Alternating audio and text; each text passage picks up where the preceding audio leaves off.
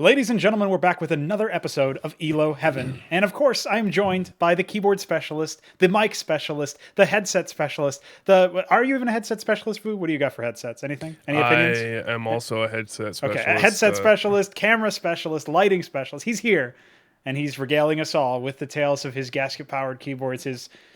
Can you explain to me, as a noob, what a gasket-powered keyboard is? It's a gasket mount. So basically what it is like, here we go. It's got a bit of spring, so it's not just going like key switch into metal. It's going like key switch into metal with some like give, so it goes up and down.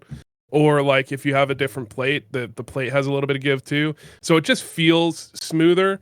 It feels really nice, and it sounds heavenly. It sounds absolutely heavenly because it's not just like, it doesn't have that hollow, like I just hit into metal sound.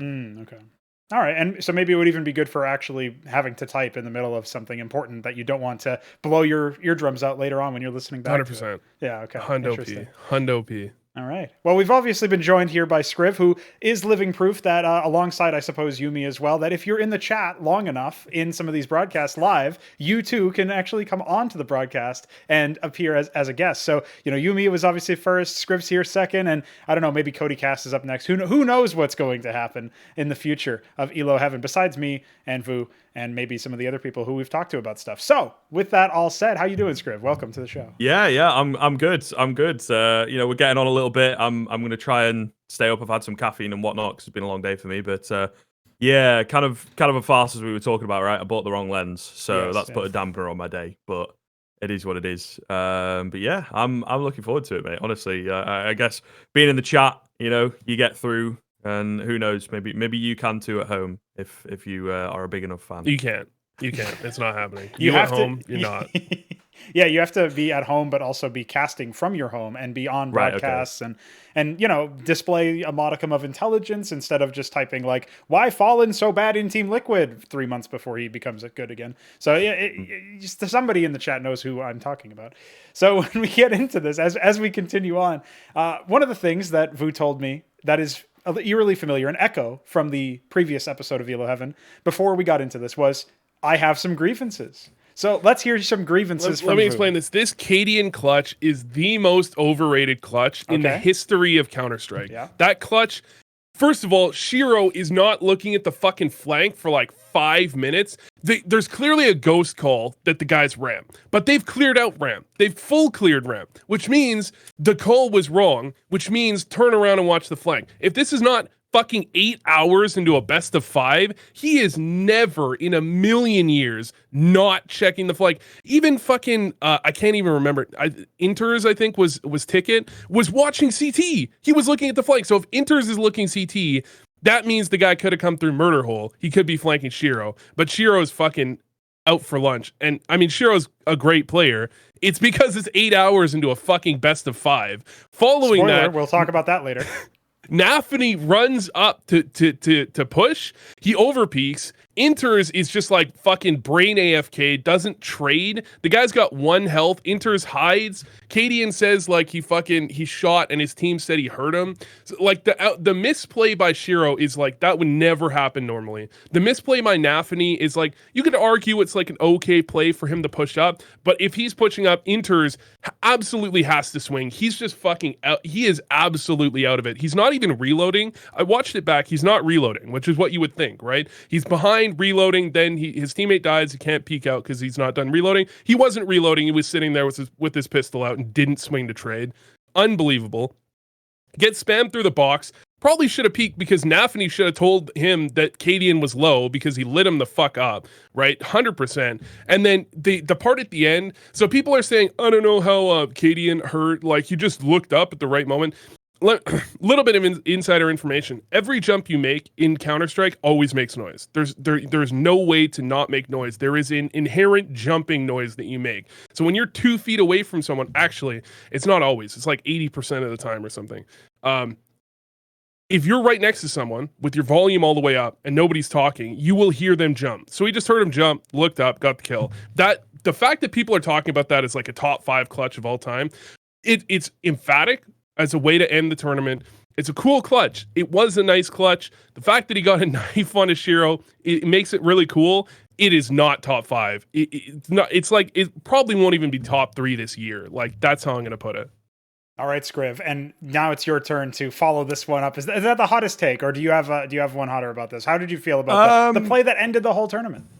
Yeah, I don't know. I think I can certainly agree. Like in places, Sure. I do feel there's a recency bias. First of all, like we'll see if people are still talking about it, you know, in a week's time or whatever. And then also, I think it's like the two main things for me is the fact that we've kind of been starved of plays like that. First of all, right? Yes. I don't really feel there's been as many sick tournament ending or game changing clutches coming in these big tournaments. And then it's like right at the peak of everything. It is that best of 5 Pro League, as I'm sure like move on to talk about, has all the teams and you know everything going for it in that sense. And it's been going on for ages and it ends the game.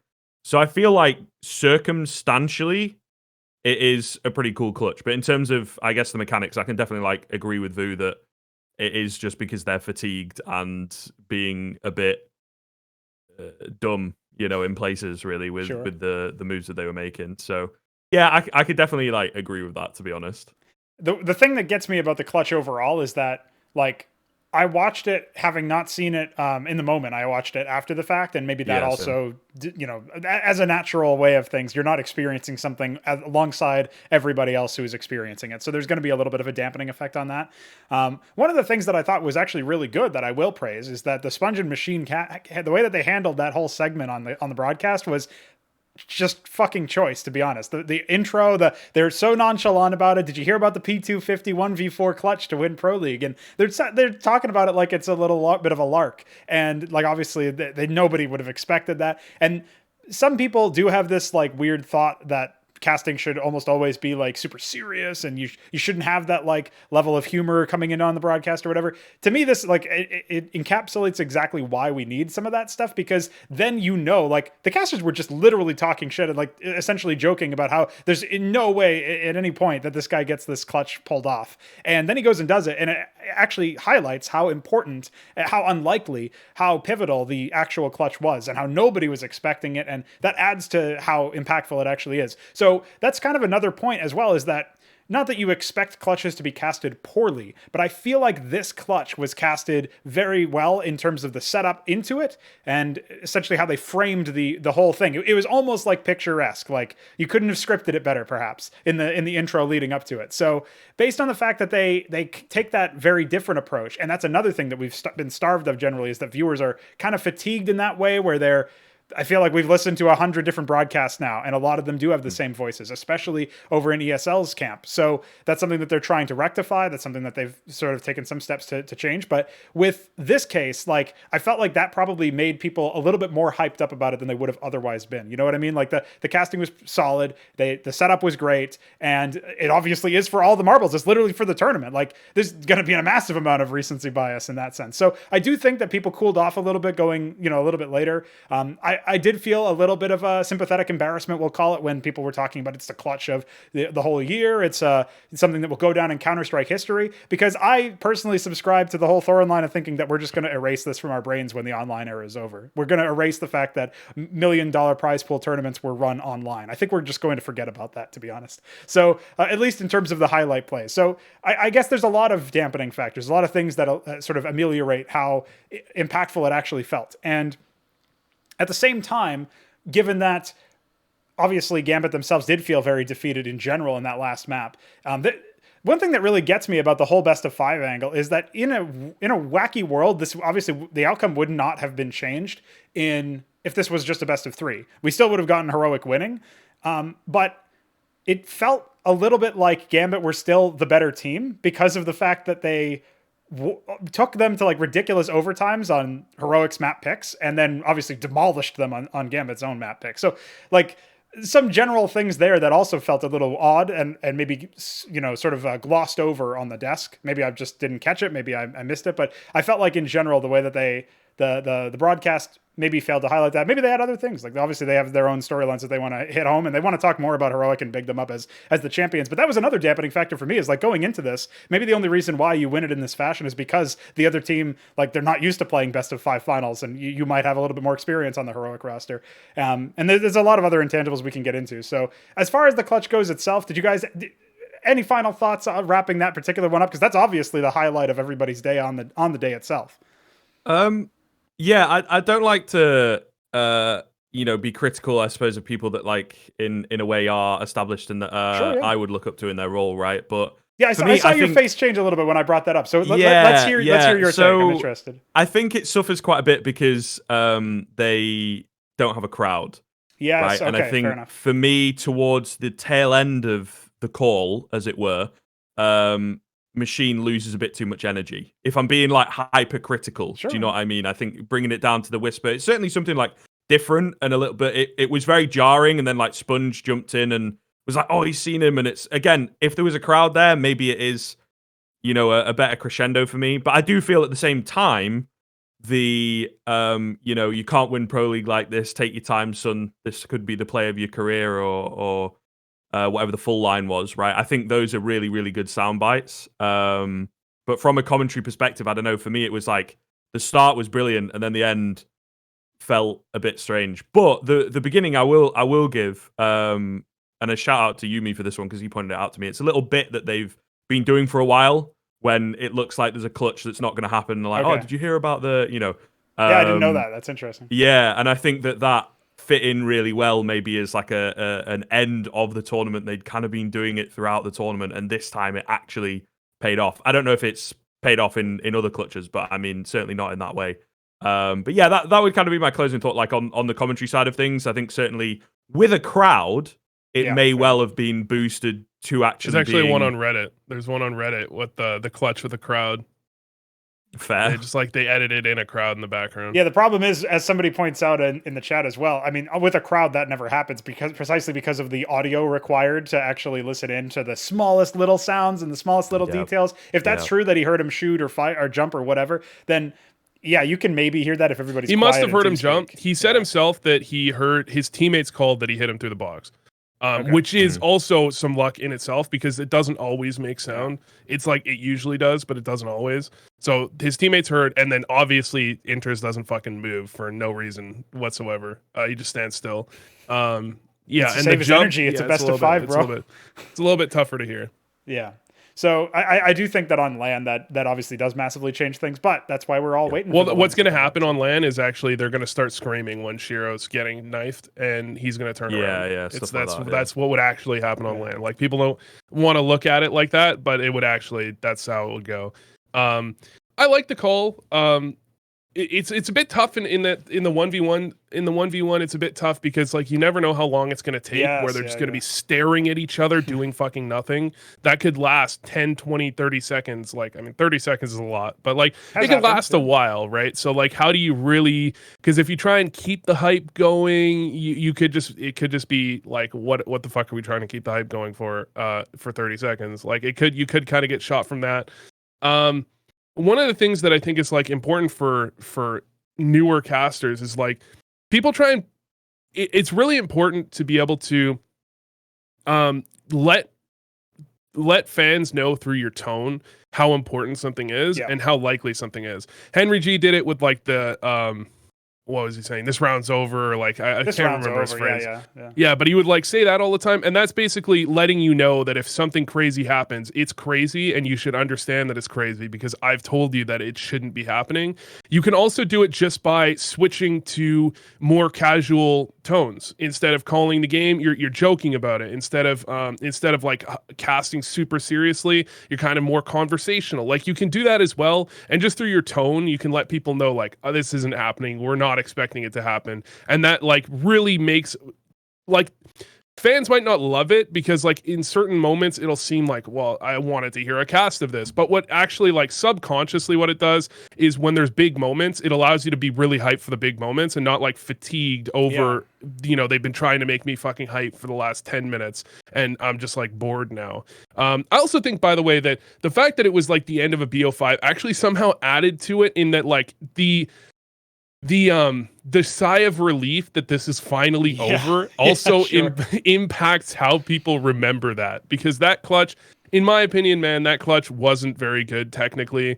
The level of skill on display, it wasn't about skill at that point. It was literally just about being a body in the seat. And it was 15-6, and it was 15-6, so it wasn't even that important. If that was at the end of a best of 3, and it was like fucking 15-14, that would still be cool. That would be way cooler. Sure, that might be worthy of saying it's like a really big clutch in history, but it's still like, even calling it a top 5 still, even if it was in an important moment, I don't think the clutch warranted it.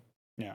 I mean, cadiaN will enjoy the press. He'll enjoy all the frag movie highlights. He'll enjoy the trophy that he won and the money that comes with it. He'll enjoy a lot of things. But yeah, I don't know that at the end of the year we can really we can hold it in the same sort of company that some of the other clutches that we're going to see and already have seen to some extent, right? So there's going to be a little bit more to come, I think, in this year in general. So one of the things that I want to move on to is actually talk about the best of 5 aspect anyway, because obviously Vu does talk about the sigh of relief for the viewers, the commentators, the players. It's over. Great.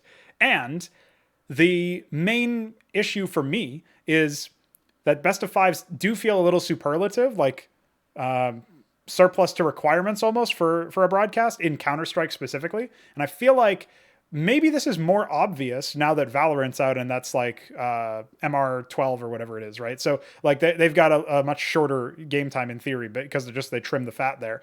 I think maybe with the other point that Alan Hender made up in one of his recent videos is that maybe with the older economy system, this kind of best of 5 thing can be more interesting, but only because you have like more junk rounds that usually end a little bit faster. So the games are actually not as close, or the games are not as long. And the other point that I think I've observed is that we see way more 15-14, 16-14s or like 16-12s or something, like a lot closer games, even amongst teams that in theory aren't as close as they might appear in the match. Like if it's your map pick and you lose it, you probably still got to double digits. Whereas I don't think that happened as much, not only under the old economy system, but just before the online era. I felt like there were a couple more blowout results, which maybe isn't great for the health of the broadcast and viewer engagement. But when you make every map or most maps very close, then you kind of lose the luster of that very long series where endurance is tested. And I think in the case where the worst case scenario is that maps 1 and 3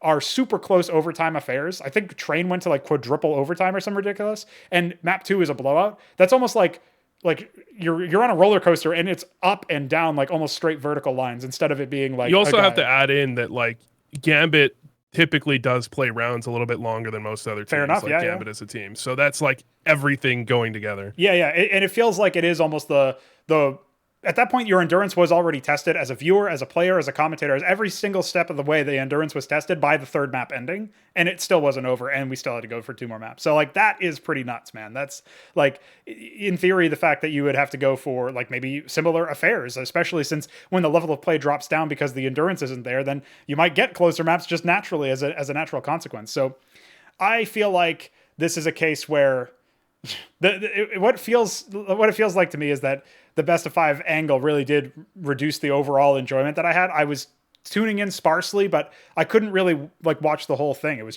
too long. It was like 8 hours or 9 hours, or whatever it was, ridiculously long. So come in with this one, Skriv. What do you think about best of 5 so far? Yeah, I think for me, Pro League and a metric, that's like the 2 things. Okay, so Pro League has like every team that you'd want there. And then as a metric to measure the best team right now, I feel like, especially in the current climate when so many teams have these deep map pools, you have like the 1 permaban, then you kind of have to be open to play everything. Yeah. As like a barometer, I think it's the most effective way. But from a quality standpoint, like you're saying, not so much, right? Some of these rounds were so unbelievably messy. Like it was an absolute trash heap sometimes, especially on Train when you were in overtime. And I think certainly, they've got the rest of the series, but they wanted that map to be over. They've already kind of, I suppose the second was a bit faster, but the first I think went to overtime as well. Yes, it did. Just the one. So yeah, I think that it was getting very, very messy. And then as we touch on with the final round, the big cadiaN moment, a lot of that comes about because of fatigue. If that's like the first map, probably doesn't happen as much because they're much sharper on the Gambit. It definitely doesn't happen. No, probably. It's never fucking happening in map 1 ever in a million years. Never.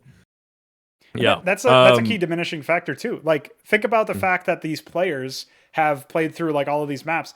Imagine what they would have done if it was a best of 3 and you're in quadruple overtime and it's for the whole series. It's for the whole tournament. Like, that is much more hype than fit 16-5 or whatever. You know what I mean? Like, come on. Like, that's just, it's not even arguable. And that's another thing that like this, it's almost like I don't, obviously a lot of intangibles go away when you realize, oh, I don't have to like conserve energy for the last 2 maps. I could just play lights out all 3 maps like a normal series of Counter-Strike, like I practice for every single other time. And after that, we just, okay, well, we'll move on forward. We'll see what happens next. What gets me about the best of 5 angle is that they had the perfect storm for a best of 3.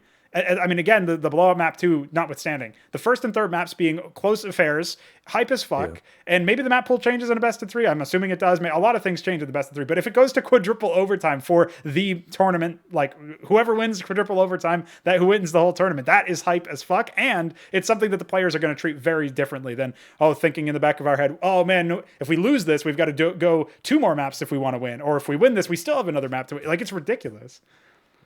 Okay, so one thing, everyone, first of all, I meant to make this joke as you were leading the intro that all the maps are close, but then I didn't want to cut you off too bad. But, you know, the only teams that have blowout wins now are teams with gaps in their skill as big as OG versus Astralis. You know, any other team, any where close OG is games, obviously higher skill.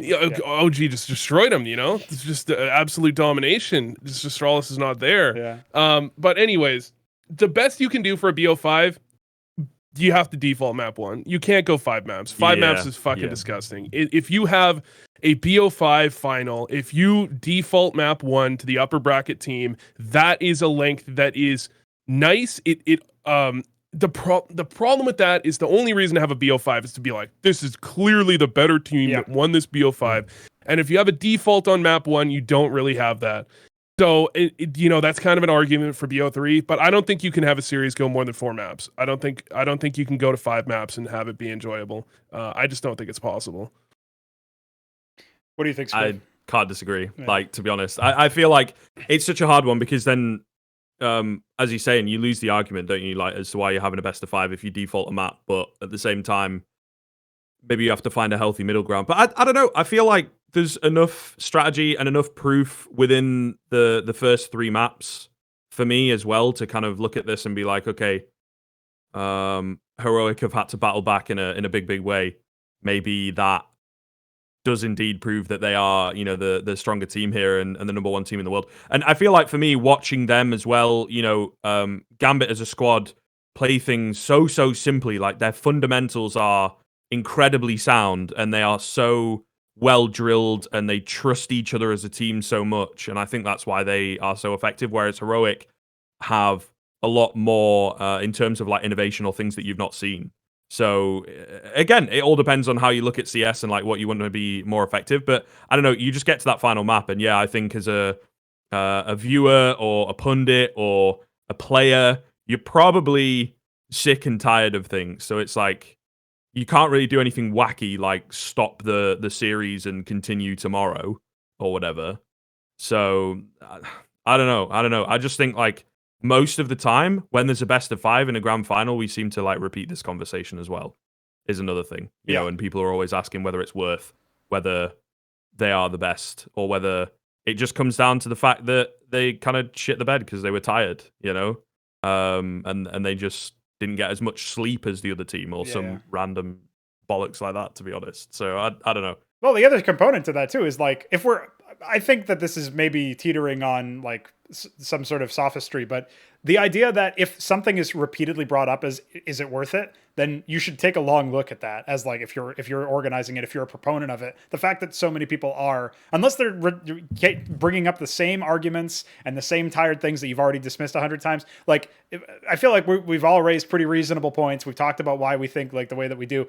It does feel like for the most part, the community constantly brings this kind of thing up, and yet nothing usually is done about it. And I think in a world where we have as packed a schedule as we currently do, I think it makes like a huge effort towards viewer retention for a best of 5 final. If this is like we have 3 months between massive tournaments, then maybe it makes sense for a best of 5 to break everything out. And historical context can tell you like clearly not only like the better team on the day and also the team that had like better drilled fundamentals and better endurance and yada yada yada. But it feels like you have to have the perfect storm that we definitely don't have in terms of making best of 5s a legitimate option. And even then you don't guarantee that it looks great, because well, you might end up with a situation where you've got the blowouts or the ridiculous overtimes, and then you still got maps to play after that. So I think that there's not a whole lot to be said in favor of them. I think, I guess it would be metrics. I guess it would be viewers and watch time and all that stuff. But I don't know that it's worth, essentially decreasing the quality of the product at the end of the day, the quality of the broadcast product. The question is like, so there are certain matchups that you really would have liked to have seen a BO5 in, like, the type of thing like Astralis versus Liquid. If they get into a finals, you probably want to see a BO5. You want to see more of that.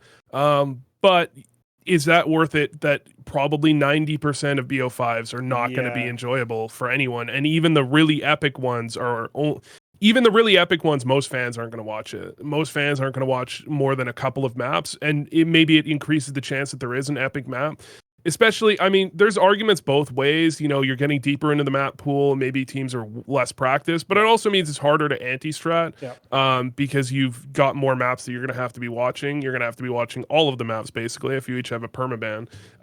So you could argue that maybe that makes for potentially more exciting stuff. I think if you want to keep BO5s going, TOs have to find a way to make it interesting for a casual viewer. And unfortunately, we're moving away from the possibility of this, but the most obvious way, in my eyes, to do it would be to have 2 casting pairs that either, one does the first 2 maps, another does the last 3, or they cycle between different maps, so at least you have something new going on. But like we are moving away from that, in that like now it's like every TO has one of the big casting pairs and one kind of like their B tier pair, right? For ESL that's Harry and Hugo, right? Yeah. That would be so that makes sense. And they're great, but it's not like Anders and Semler versus Sadokist and Henry. Like if you had that would be like, just put them back and forth, like flip between them. You can't. I don't think it's the same nowadays, but I would think that like that's the type of thing where it's just find a way to make it interesting for a casual viewer where they want to tune in for something, I feel like the main way to go is honestly, and again, talking about moving away from things. Well, E-League has left the building entirely, but that Clash for Cash stuff, if they had done it correctly and at the right times, imagine taking like the 2 top ranked teams, and you make this UFC style sort of showpiece. And here you go. You've got, say top tier Astralis versus top tier Team Liquid, as if we didn't see them in the finals all the time back in their summer run. But the idea of like that 2019 era where they were constantly, BO5 with that would actually have added something to the conversation instead of it being yet another BO3, right? And that's where I think it can shine. But I don't agree with putting it in as like a general format, basically. Yeah, I totally see where you're coming from. Just as like its own standalone thing, I think as a thought experiment brought to life, that sort of thing, I think actually would be really effective. But when, especially with Pro League, the format is very, very grueling to kind of weed everyone out and make sure they've got the right teams in the final, make doubly sure in some cases. So yeah, I feel like once it comes down to it, once the chips are down, so to speak, like it would just make for better Counter-Strike. And you would figure by that point that you've got like the top teams of the tournament in form, maybe in the world, maybe your HLTV rankings agree with you or whatever. And then the quality of the games would just be a bit stronger. And the thing is as well, like you can't really tell what the teams are doing. Like Vu says with anti-stratting and stuff, do they just kind of come into a best of 5 and work on 5 maps that they expect to see? Or is it 3? Or is it 2 to give them a leg up and then hope that they can just win one of the other ones? Whereas when you're in a best of 3, I think it's much easier as a team and a viewer and whatnot to know what to expect from the matchup and, what maps are going to come out. And therefore, the quality of the Counter-Strike, I guess you could argue, is going to be better because they're far more prepared rather than just more numbers, go to heroic. That's kind of how it feels by the end of a best of 5. I also don't think you should have BO5s when you don't have a double elimination playoff bracket. This is something that didn't actually play in with ESL because you had two great teams end up in the final that had a very competitive final for the most part. But I think when it comes to single elimination brackets, the odds that you have one team go into the final that's just way the fuck better than the other team is really significant, and you're going to have a huge you're going to have a huge percentage of them that are just super lopsided blowouts.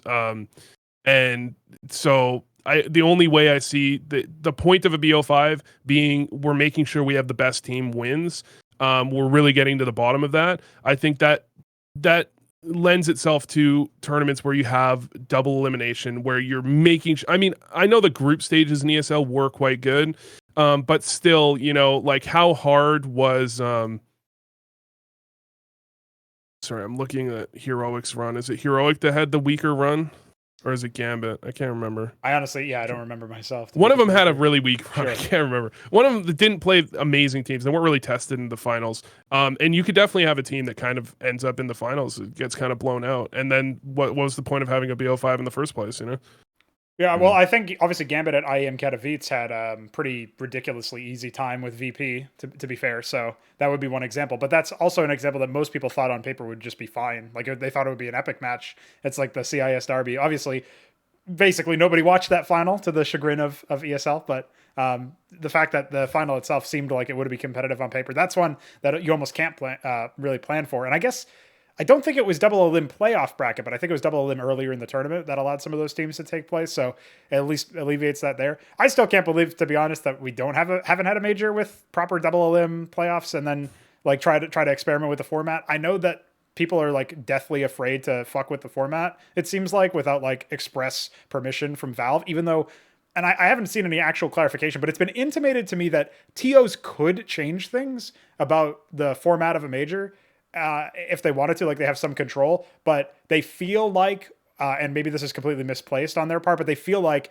it's not really something that they could change in theory, but Valve doesn't want them to, or something like that. That's what it feels like from judging by some comments that I've seen. So I could be completely wrong about that, but if the case is that you could be changing this format, change it to something objectively superior, please. Like just a cry out for a better format. And I guess before we touch on the actual Counter-Strike played on the day, since we've been talking about the best of fives and the clutch and stuff, I did want to take a quick moment to talk about the show match because I didn't watch this, but is it actually true what I'm reading in the chat that the casters were either casting or playing in this show match at like right before a best of five cast?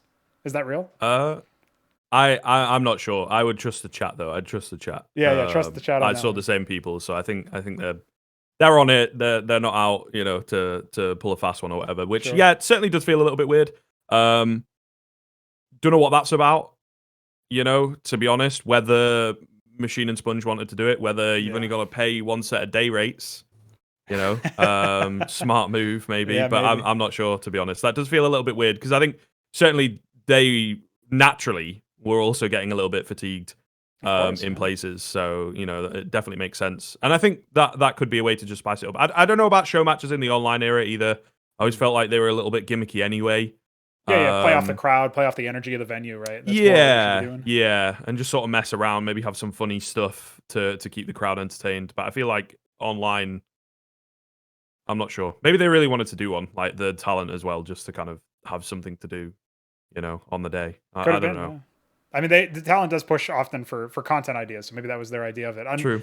Unfortunately, the fact that they were playing or casting is I mean, you can say that you weren't taking it seriously, or it was a conversational cast, or it was like, I'm just playing a show match kind of gameplay, but I'm pretty sure Sponge is fairly competitive. It's just the way he comes across. I think from what people have said about the show matches, a lot of the talent take it very seriously, and particularly, I imagine, the ex-pros. So the idea that like they weren't DMing all night or whatever before the show match, I don't know about that one, man. And obviously, they also have to be serious and cast the best of five final, but it just feels like a step too far. It's just so many contributing factors. They did pull off the show at the end of the day, and obviously that last play is stuck in a lot of people's minds, even if for some of us it was the wrong reason. But either way, I wanted to talk about this Gambit Heroic matchup, and specifically about Heroic a little bit, because Gambit seemed to be the real deal now, at least in the online era. Made a bunch of finals. I guess the one match they lost before Heroic was some ridiculous like 2-0 upset by Copenhagen Flames, which is not one of the best teams in the world. So you wouldn't expect them to win that matchup, but you would expect that, like, Jesus, I mean, come on. The fact that an online upset happens in basically a strictly online cup, that doesn't really surprise anybody, I guess, at this stage. Going into this matchup, when they lose to Heroic, it actually, to me, it feels like something really has clicked with this roster, but I also am a little tentative to ascribe any sort of level of competence long term, because for me that could just be honeymoon period. That could be like, finally we're all gelling, finally we've got this massive opportunity to play under the Heroic banner for some of the players who have been less successful, not in terms of results necessarily, but in terms of like the time spent on teams, the time spent on that. I just feel like I just would like to have seen maybe, I would like to see this team actually find a lot of success in the future, so that we can be proven wrong if we're doubting that the legitness of the roster itself. So what do you guys make of Heroic as far as this run goes, and where you want to see them in the future? Do you like the moves? What do you think? I think cadiaN is unbelievably good, at least, in the last I think at least the last 6 or 8 months, he's been unreal. And if you look at a lot of the rounds from that series, a lot of the time Gambit Gambit plays really good CS. They were doing exactly what they should do to lock down cadiaN. They were attacking him off of a flash. He's half blind. They've got an offer posted up on the repeak. And he's just finding multi-kills regardless. Like, he's actually unbelievably good. And I don't know, if that can last. If it can last, I think I see good things in Heroic's future. If it doesn't last, I think he's a really part of the backbone, and I think every good team right now basically has a really good opper. I think Shush is also a huge upgrade. Like, I think he's really done great things since joining Heroic, and I can see that definitely lasting. So I've got pretty high hopes for Heroic. The thing is, what is high hopes in the online era when a different team wins every event? I don't think they're going to be pushovers. I don't know if they're going to be able to keep up winning multiple events consistently. I think Gambit is the only team that I really look at as a team that could likely continue that type of role. But yeah, I don't think this is a flash in the pan for Heroic.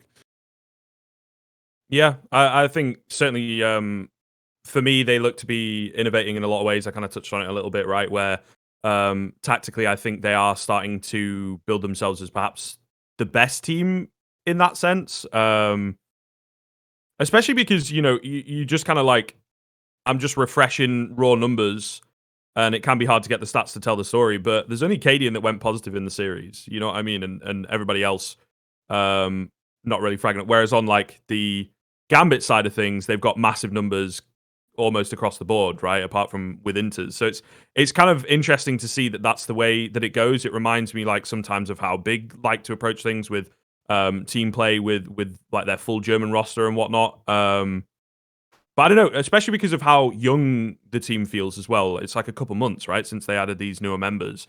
Maybe a little bit longer than that. So Refresh is the one that always, to me, I like to see him on a lineup, though.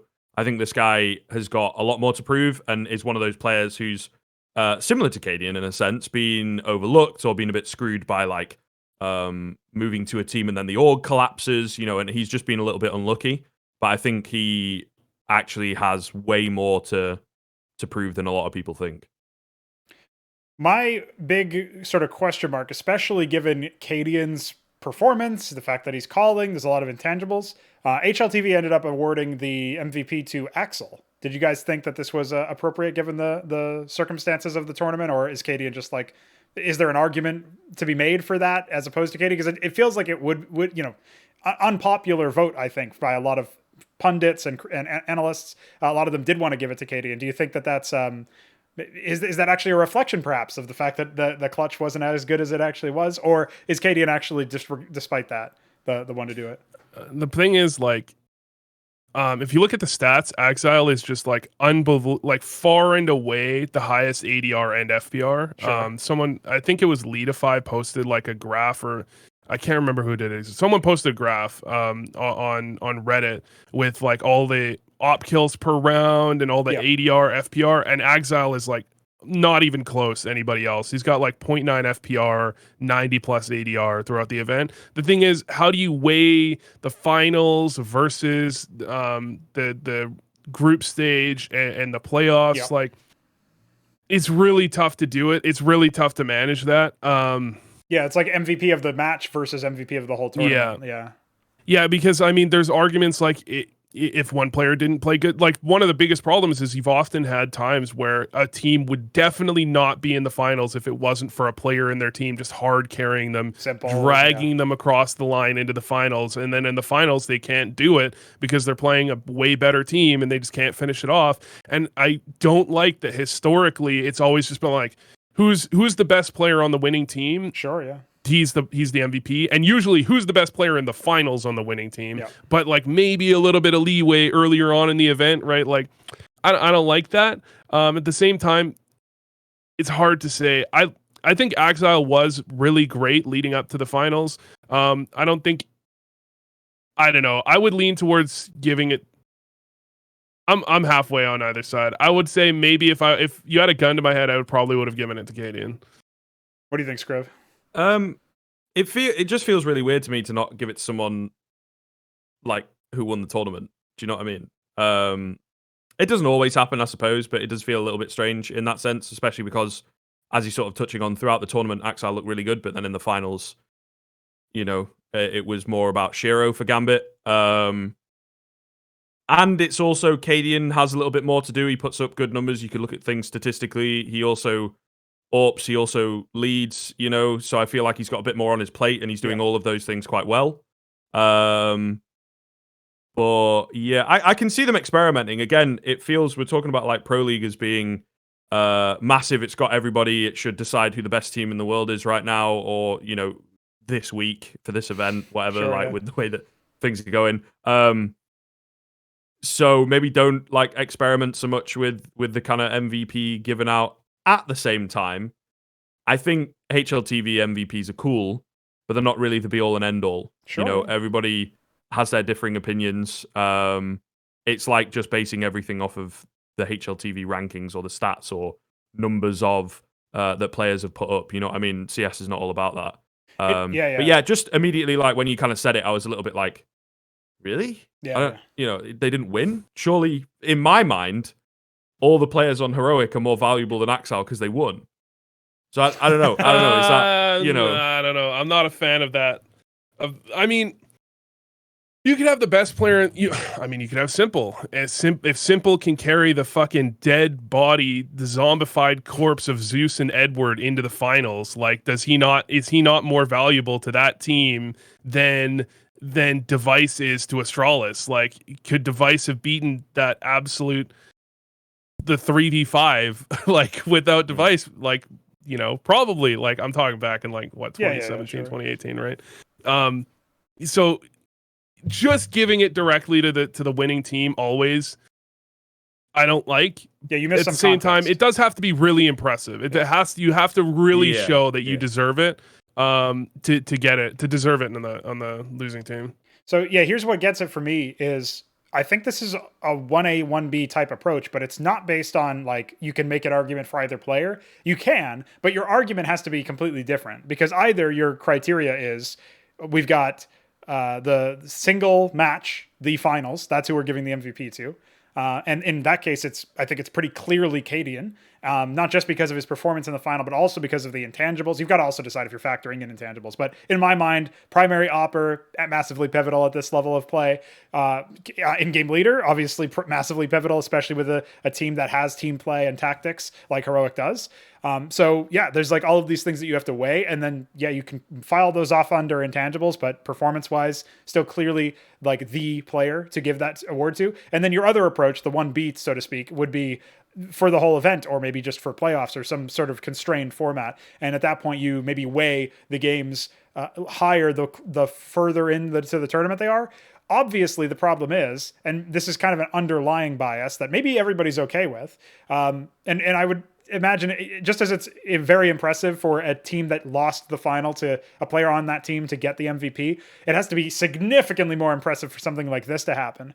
But I don't like that it rules out the idea of giving the MVP to a player who didn't make the final but got banged out third to fourth, because for my money this has occasionally happened. Unfortunately I didn't prepare this, so I should have like come up with a really epic example and just been like, yeah, look at this, but unfortunately I don't have that on hand. However, I think that the fact that this even could happen but we would never actually have a proper historical account of who the best player on the tournament was is really unfortunate to me. And that's because you either have the just the MVP of the finals approach, or you have MVP of the whole tournament, in which case players who made it deeper into the tournament get more time to prove that they're the most valuable player. And also nobody would be particularly intellectually, like conceptually comfortable with giving the MVP to somebody who got banged out third or fourth, I imagine anyway. It just feels a little weird, and that's obviously a very minor complaint anyway, but it is something that I can't really get out of my head as far as like a flaw in the system, so to speak, for MVPs handed out. I think Axel was great, obviously, throughout the whole tournament, and then obviously the fact that he didn't nearly shine as much as he had, and not as nearly as much as cadiaN does put a bit of a dampener on things, especially given that Heroic did make the final and their in-game leader and primary opper is the one who's leading the charge. He didn't have an abysmal playoffs by any metric, so it does feel like it's a little bit of a weird one to give Axel the legwork or give Axel the MVP. Despite the fact that cadiaN, it's not like he had an abhorrent performance leading into the final, and he obviously popped off in the final itself. So I'm obviously of the opinion at this point, I've already laid out my case basically, that cadiaN should have gotten it. That being said, as Skriv points out, thankfully some people are aware HLTV is not the be all end all. You can have your own opinions and discuss them on your shows, which is very nice. And anybody typing a comment right now can be reminded of that. So I just want to say, if any tournament deserves to not have the finals MVP be the actual MVP, it's this style of tournament. There's a lot of games played. There's tons of matches.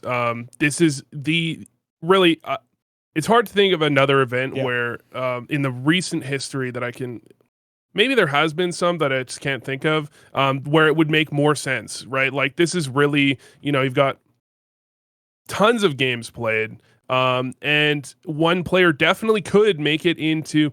It would have to be a ridiculously strong showing, but I could see it being possible with this style of event, or maybe even longer, that a player that doesn't make the finals could be the MVP.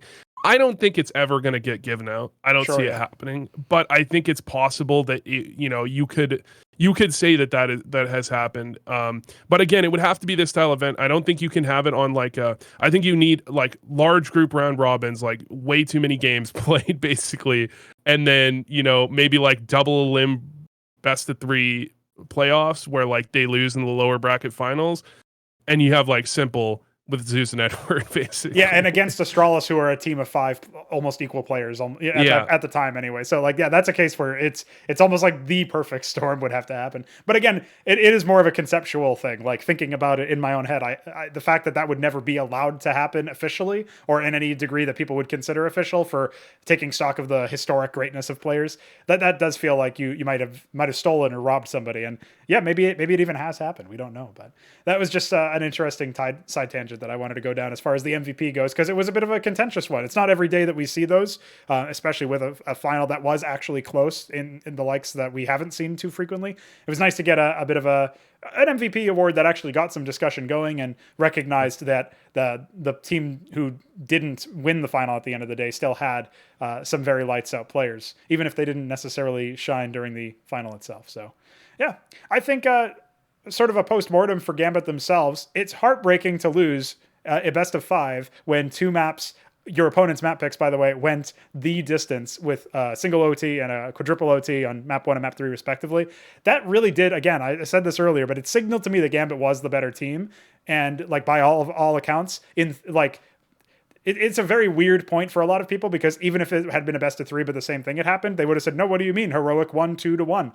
But the fact that they blew them out map 2 meant, to me, Gambit was just like statistically they were better in my mind. Like it just comes out to play that you dominated them on your map pick and you almost beat them to ridiculously close degrees on their map picks, both of them, and they didn't even come close on yours. And maybe that's obviously like context required. Does Heroic even play the map that was picked? But it was only the first map pick. They probably did. They probably had a shot. If you had the analysts get together, they probably would have thought that's a pretty good map. That could go very well. And the fact that it goes disastrously for Heroic does put a couple of sour grapes in my mouth, so to speak. Like I'm a little like, could have had a Gambit like 4-1 victory or something. You know what I mean? What do you think overall, Skriv? It was definitely close. It was definitely close to that. I feel like Vertigo is kind of the perfect map for this team at the moment as well. And nobody else, by the way. It is the perfect map for nobody else. Especially me. I hate it. All right, go on, Skriv. Just had to get that in. Absolutely. Absolutely. But individually speaking, I think at the moment these guys are very oppressive, hard to keep up with. Whether, on LAN and truly mechanically they're some of the best in the world, I think it is, for me, well, I think best in the world, but like at the number that they're at the moment, sitting around 1, 2, maybe 3, like in the coming week, depending on how they do at Blast. I think that's maybe a little bit high for me. I think it is just the fact that they're like born of the online Counter-Strike and they're so used to that, and they make a lot of decisions that some of these, LAN veterans who've not really played the online CS, apart from the odd qualifier every now and then when maybe they didn't get invited to the event. I feel like they're just of a different ilk, and that means that they're hard to play against. They're very, very hard to play against. And like I say, I think Vertigo feeds into that. I've always said that it's like CS on 1.5 times speed. Very, very different map. Regardless of your opinion, I'm not a massive fan. I think it's definitely not fine-tuned enough. But it certainly is like a very, very different beast. So I feel like that's maybe what leads to the blowout.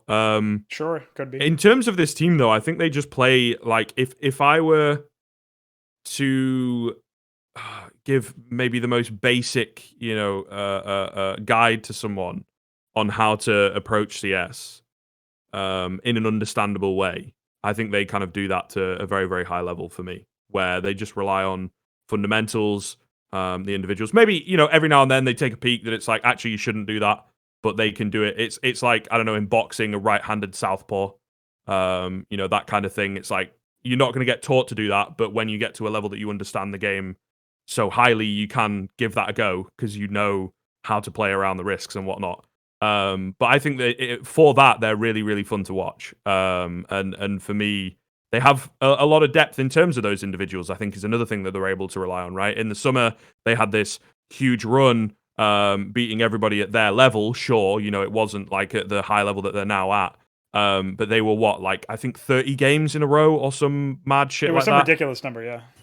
Yeah, it was so high. And then they brought Hobbit in, and things dropped a little bit. They started to lose a little, and people were like, ooh, is this the move? And assimilated him in. I think he in-game led to begin with. Then they just moved him to, a fragging role. And he's able to do that. And then you have Axile coming in, who wins the MVP of this tournament, but Hobbit has his games where he pops off. And of course, Shiro is always there consistently, at a good level. And every now and then, he just fucking zooms off and, is absolutely unstoppable. So I think that style of Counter-Strike that they rely on also works brilliantly for them, just because they have such strong players. Again, whether that would work on LAN for me, I don't know. They're going to have to do some soul searching, kind of instant. I think. Yeah, I think so. When they come in. Especially when I've seen them like in the past when they played on LAN and they have these big opportunities and it's like, oh, they're going to break it. And obviously this is a while ago, clearly. Sure. But mentally they have struggled in places. They've been a team that, the stress gets to them and they can kind of crumble. Very young guys, it makes sense. So maybe things will have changed in that sense, I guess, when you've played the online CS and then you're beating some of these world-ending teams, you go back to LAN and suddenly the fucking Tony Two Tellies, we'd say in the UK, just swinging your shoulders about kind of thing. So yeah, but I don't know. For me, it feels like Spirit were in a similar position, where they were like defeating big teams and VP and whatnot. And I feel like there's going to come a drop off because the more strategy heavy teams like Heroic, like if they can get the shit together, Astralis, generally tend to trump the individually based Counter-Strike. I actually, honestly, I disagree with that in that I think Gambit is the only team in the online. I wouldn't say the only team. They're one of the main teams in the online era that I would have the most confidence in going to LAN. Really? Okay.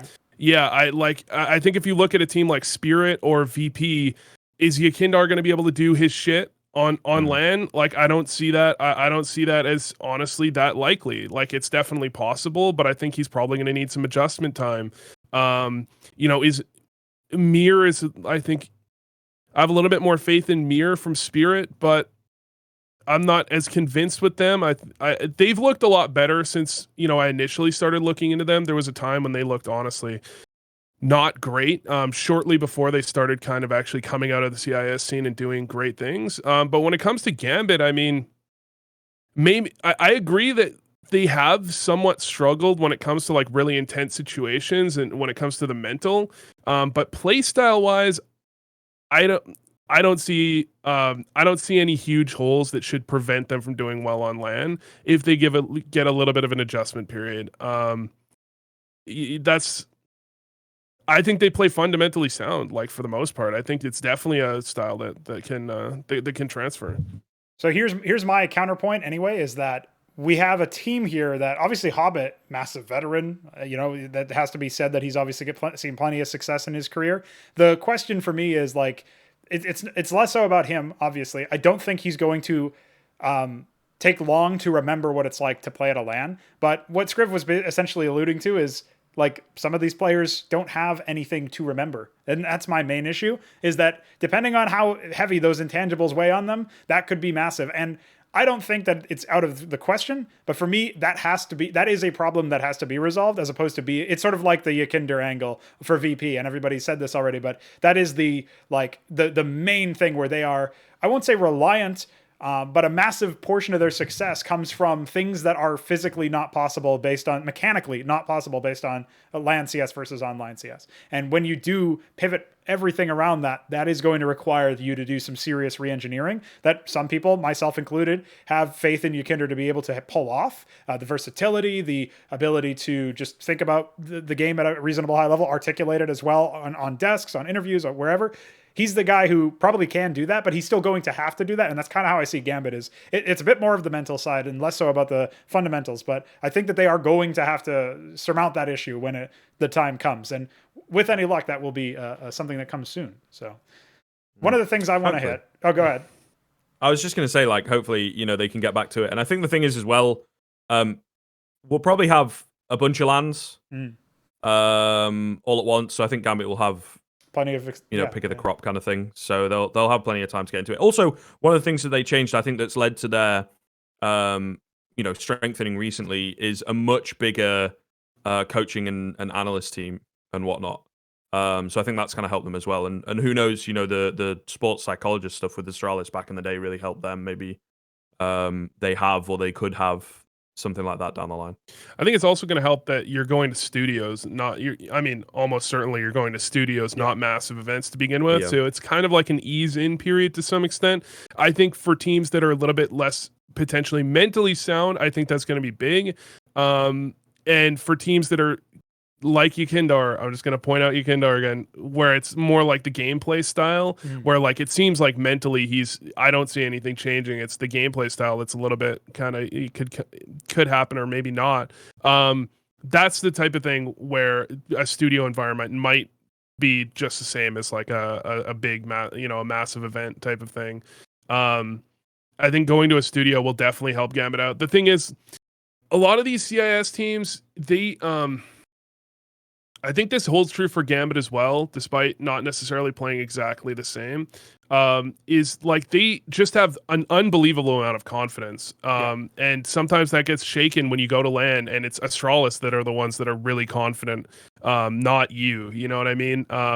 Whether it's studio or in a big event, I think that can actually really change things. Because one of the things I really like about Gambit is I feel like Gambit really play on, at times, understanding the way kind of like the way the information works in the game, where they'll really kind of drill people in one way, and then they'll take like a pretty big risk, but something that really forces your opponents to be honest. Like I've seen it from Hobbit a couple of times on Train, where he will just literally just run right out upper at the very beginning of the round and just YOLO out basically.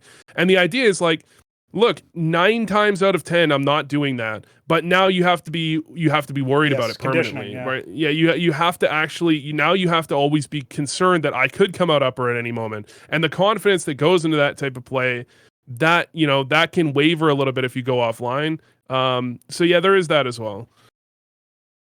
some reasonable points, I think, about the whole studio angle. That's something that I hadn't considered personally. Yeah, and I mean, the other sort of contingent factor here is whether or not I'm assuming the studios will be designed in such a way that you will have LAN play, but it could theoretically even be possible that they're technically still using online. It's just that hopefully the ping would be so low. That's what Blast is doing, kind of, right? Yeah. I think they're in like the teams same building, camping. I think. Yeah. I think they're but I mean, that's only fair, right? If you have a bunch of teams playing from the same building, you can't have them play on a server in that building because other teams are playing away. And so then you have like this weird disparity of play styles. It just doesn't make any sense, you know? Yeah. So we'll get our first actual simulated LAN play soon enough from a studio, presumably. So yeah, certainly looking forward to that. One of the things I will say now is we're going to transition into something very different and external from the game talk. It's going to be about some good old-fashioned Twitter drama, Twitter feuds. Now, Vu, I know you were you had some pretty good reactions to some of this stuff when all of the videos, many videos plural, dropped from our boy Clicks Phillip, and I will stipulate it's Clicks Phillip, not 3 Clicks Phillip. That'll be important when I lay out my points later on.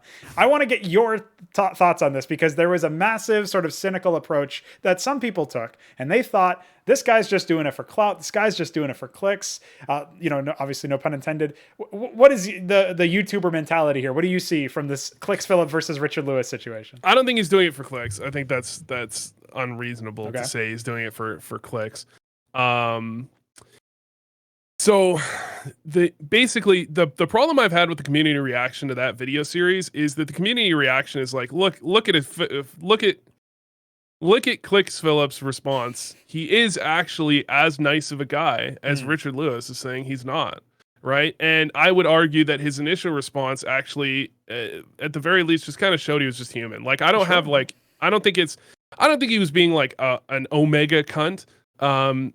I think he took offense to what was said on the podcast on By the Numbers, which I think was like relatively tame. Like it was nothing. Yeah, there was no reason to be offended in my opinion. I'll explain. Yeah, it was pretty tame, and especially Thorin, who basically said, he had like an aside where he's like, yeah, 100% I would have bet, or like Richard Lewis said that, and then Thorin said like, yeah, it did seem like a puff piece, but at some point I'm pretty sure Thorin said like, yeah, I was gonna say. I think he's like his phrase was like, "Yeah, I was gonna say that as well. Like, it couldn't have been, but it just seemed like it, or some shit like that." And then he had like Richard Lewis corrected himself later on the broadcast and said he would have had to. Well, here's the thing, because one thing Phillip says is later on he said he admits that it was in the same tangent. It was like just a second later. Like Thorin had like he like put himself in, said something, and then Richard Lewis is like immediately said like it would have had to be paid. And there is a potential implication like,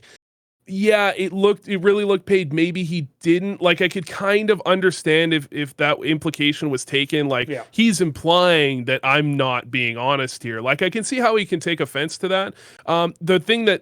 The thing that I saw was that like he went after Thorin with this like, Thorin, you should count yourself lucky because I've considered like this is the bit that bothered me personally. Sure. Because I've considered doing basically what he said, I've considered summarizing your content because it's way too long, but I would have had to watch it to actually do that. The problem I had with that is basically what he said is, Thorin, I've in the past, before we had any issue, by the way, before we ever had any issue, I have in the past considered stealing your content and robbing you of your livelihood. I've just thought of it. Like, it's just something that's popped into my head once or twice. Like, that's essentially what he said there. And I'm like, hello? Like, so you're telling me this is the nicest fucking guy in the entire world? Just said, yeah, fucking before I ever had any issue with these guys, I just considered stealing your content and robbing you of your fucking money. Like, that doesn't seem like the nicest thing you could possibly say. You could say the clips that he took in the first video were a bit out of context because I really don't think there was anything in that was really bad at all.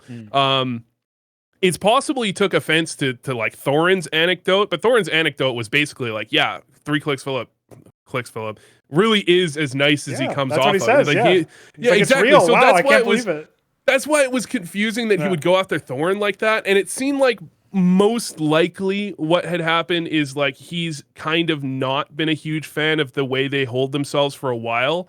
and he's basically found himself a way to like take a jab at them where he's like justified. And the thing that you have to understand is like anyone watching this that's not a YouTuber or not in the scene, there is no possible way he didn't anticipate the exact reaction he got. You knew that shit was coming from a fucking mile away, and he could have dealt with that, saying basically the video could have been like, it's a fucking summary, mate. Like that could have been the whole video. It's like that is the whole point. It's a fucking summary. That's it.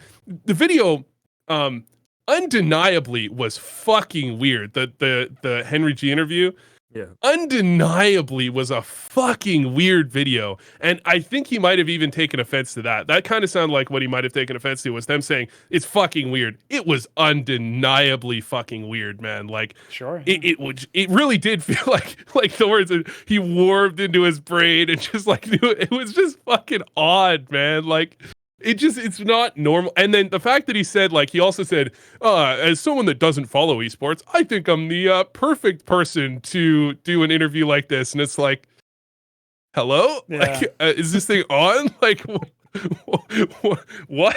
I want to put a pin in. This is the opposite of truth.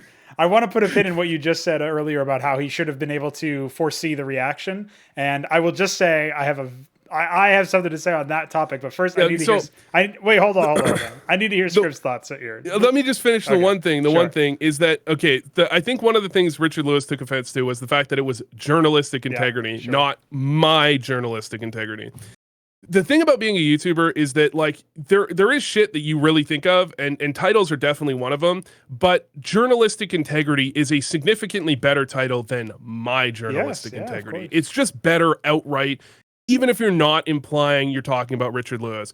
The only thing, like the main thing I think that can be criticized about Richard Lewis, I don't even know if I want to say the main thing, but one thing that can be, and I think he admits this himself, is he's not very forgiving when it comes to implications. Like he's like very much, he'll take the most negative possible implication. I'm split on whether or not that title was referring to Richard Lewis. It's hard to say. He could have planned it.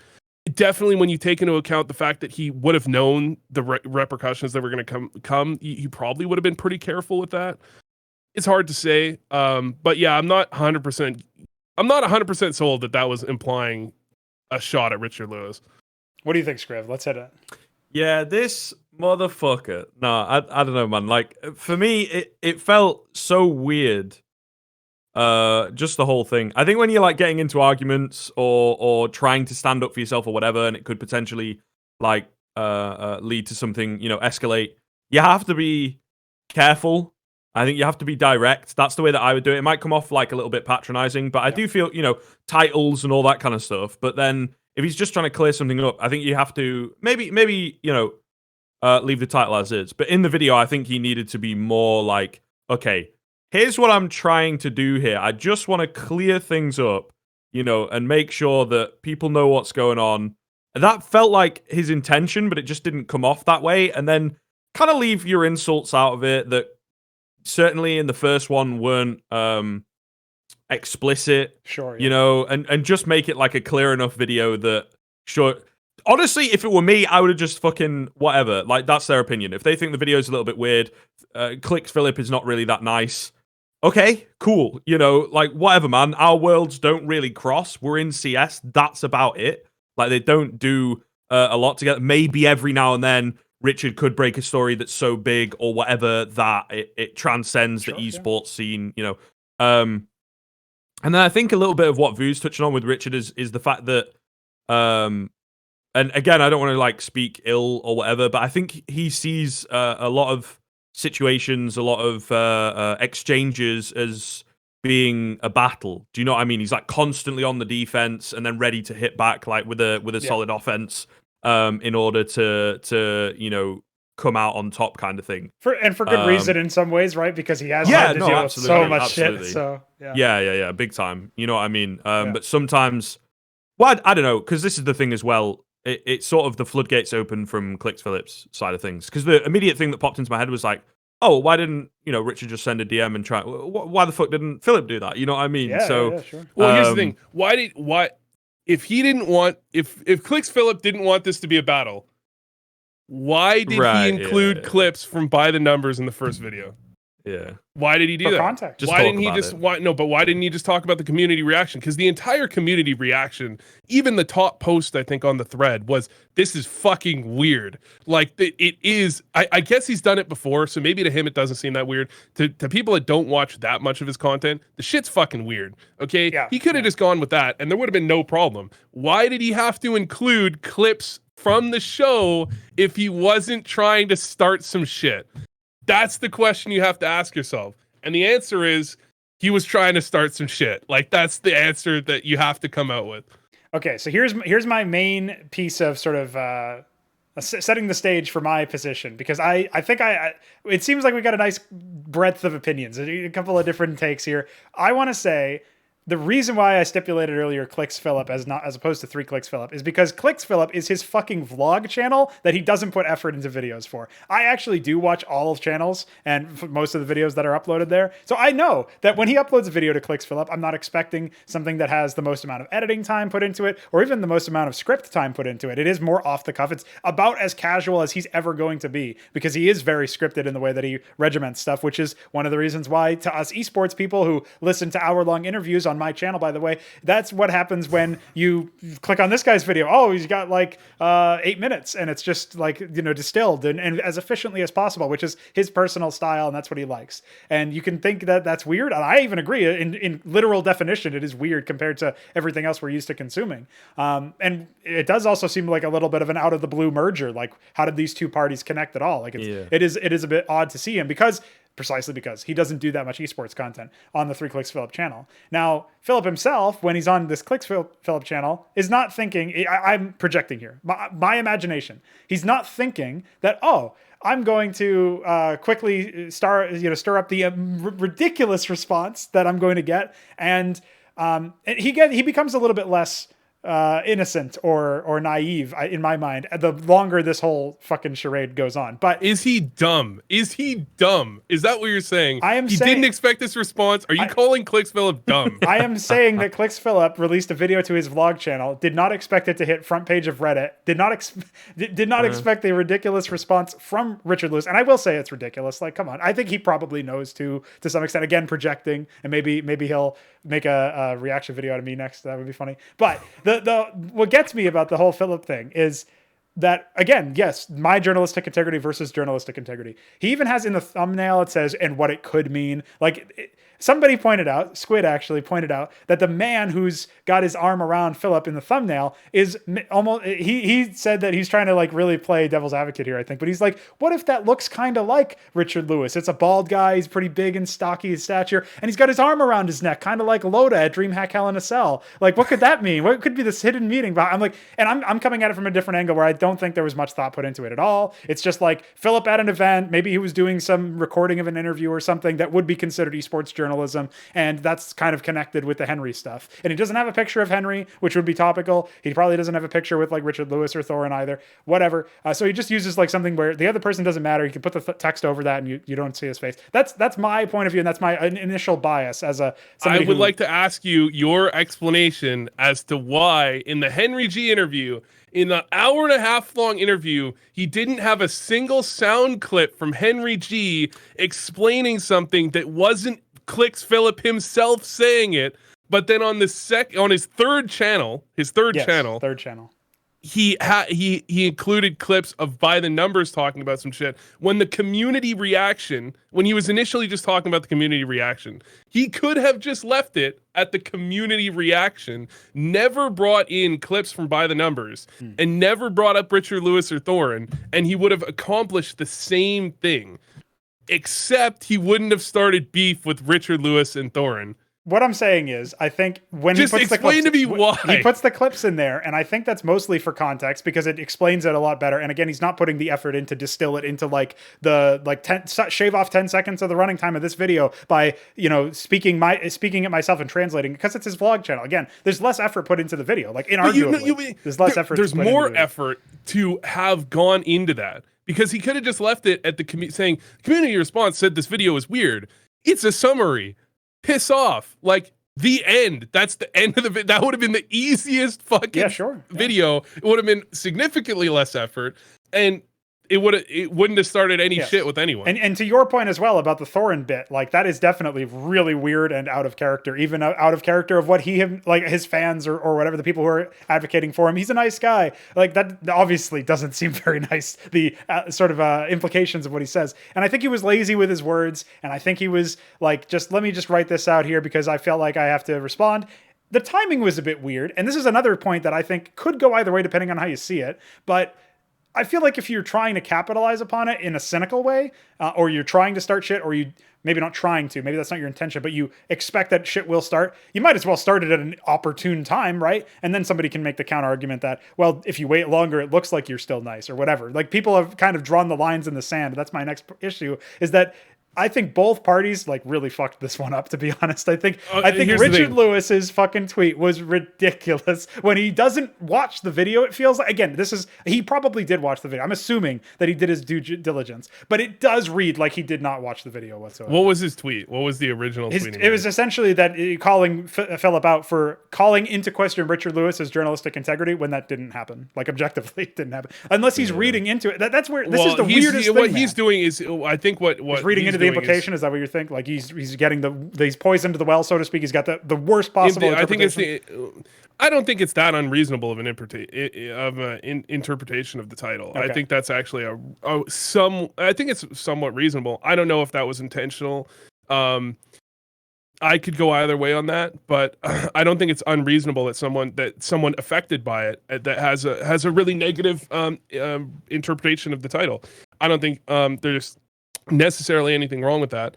And I think the fact that Clicks Phillip brought in the Thorin shit, like he can't have added that part without knowing that he was starting shit. That is shit stirring. He has to 100% shit. He has to have known the response he was going to get. And if he knew the response he was going to get, as in if he was an intelligent human being and he did any research into the shit before he fucking posted it, and he knew who Richard Lewis was, and everyone seems to know that Richard Lewis will just shit on people on Twitter, which like is pretty entertaining, honestly. If you read some of it, it's actually really fucking entertaining. But like, if he knows who Richard Lewis is at all, he knows the response he's going to get, which means that whole series, likely he knew that he was going to make at least a second video. I would say that making the first video, he probably has to have known that he would probably make a second video, at least. It feels so rushed, doesn't it? Doesn't the second video feel significantly more like, I just got to get this out like 2 hours after the first one because it hit front page of Reddit. There's 500 comments in the thread. Oh, Richard Lewis is tweeting at me. People have taken simple interpretation. I would never have made that video. I personally would never have made that video and expected not to get the response that was received. Sure, yeah. So it's hard to imagine someone else would. It's hard to imagine it. It's hard to imagine a guy being as nice as Phillip. The other thing is like this whole thing he's got where he's like, I'm not gonna engage on Twitter. Yeah, I'm a nice guy. I'm just gonna go to YouTube and Reddit, the places that fucking support me and hate Richard Lewis. Like, bro, that is so bullshit. Although I will admit, and this is undeniable, the tweet I don't know if he added in any extra tweets, but he made one tweet on the topic. Right after the third video was released. Right after the third video was released, he made one tweet on the topic, and it was fucking gold. In that, if this whole thing was built to be fake drama, okay, if this whole thing was built to be some bullshit drama, he just wanted to stir the pot, which I think is most likely, in my opinion, what he fucking did. I'm not sure if the tweet's still up. He might have deleted it. I don't see anything. The one I do see a tweet that was much more recent, that was 6 hours ago. Spent all day reading patch notes. Can highly recommend. I think he might have deleted the tweet because he made one incendiary. Oh, here it is. He's tweeted at Richard Lewis. Oh, okay. At Richard Lewis reports. Sure, or Lewis reports. Sure, tweets a lot of stuff he isn't mad about, and that's the only touch on. That is troll fucking gold. Like you could not poke the bear any more effectively than that with one tweet. You're just like, and one sentence. He's so efficient, Vu. He distills it all into that was actually like, if his whole point of this whole thing was to fucking troll people, that was actually gold. Again, it's more, in my opinion, it's more proof that he's just not being that nice of a guy, which is all I really want to get out of this, is people understand, like, he wasn't being overly nice here. He was at least being a bit of a dick. That's it. And that tweet is like the shit. That tweet is like some shit that like it is so fucking gold, dude. It really obviously, given the situation it was at that point, it's so obviously gonna get he's gonna get Richard Lewis with like 10 replies. It's just gonna be, and it's just gonna be more proof for fans that Richard Lewis is a dick. Like that's what it's gonna, that's what everyone's gonna be thinking in the Reddit threads. It was choice. Like if the whole point was to be to troll, it was fucking choice. Where do you come down on this, Skriv? What's your I don't know. I think he like tweet wise, hilarious or whatever, but content's great. Yeah. He lost me as it went on. Yes. Do you know what I mean? I think the first video, and then Richard's like, oh, he's kind of offending me. I'm inferring things. You can always kind of be a little bit, I don't know. And then I think your argument of maybe he made it a bit too fast. It was on his loose channel, whatever. Yeah.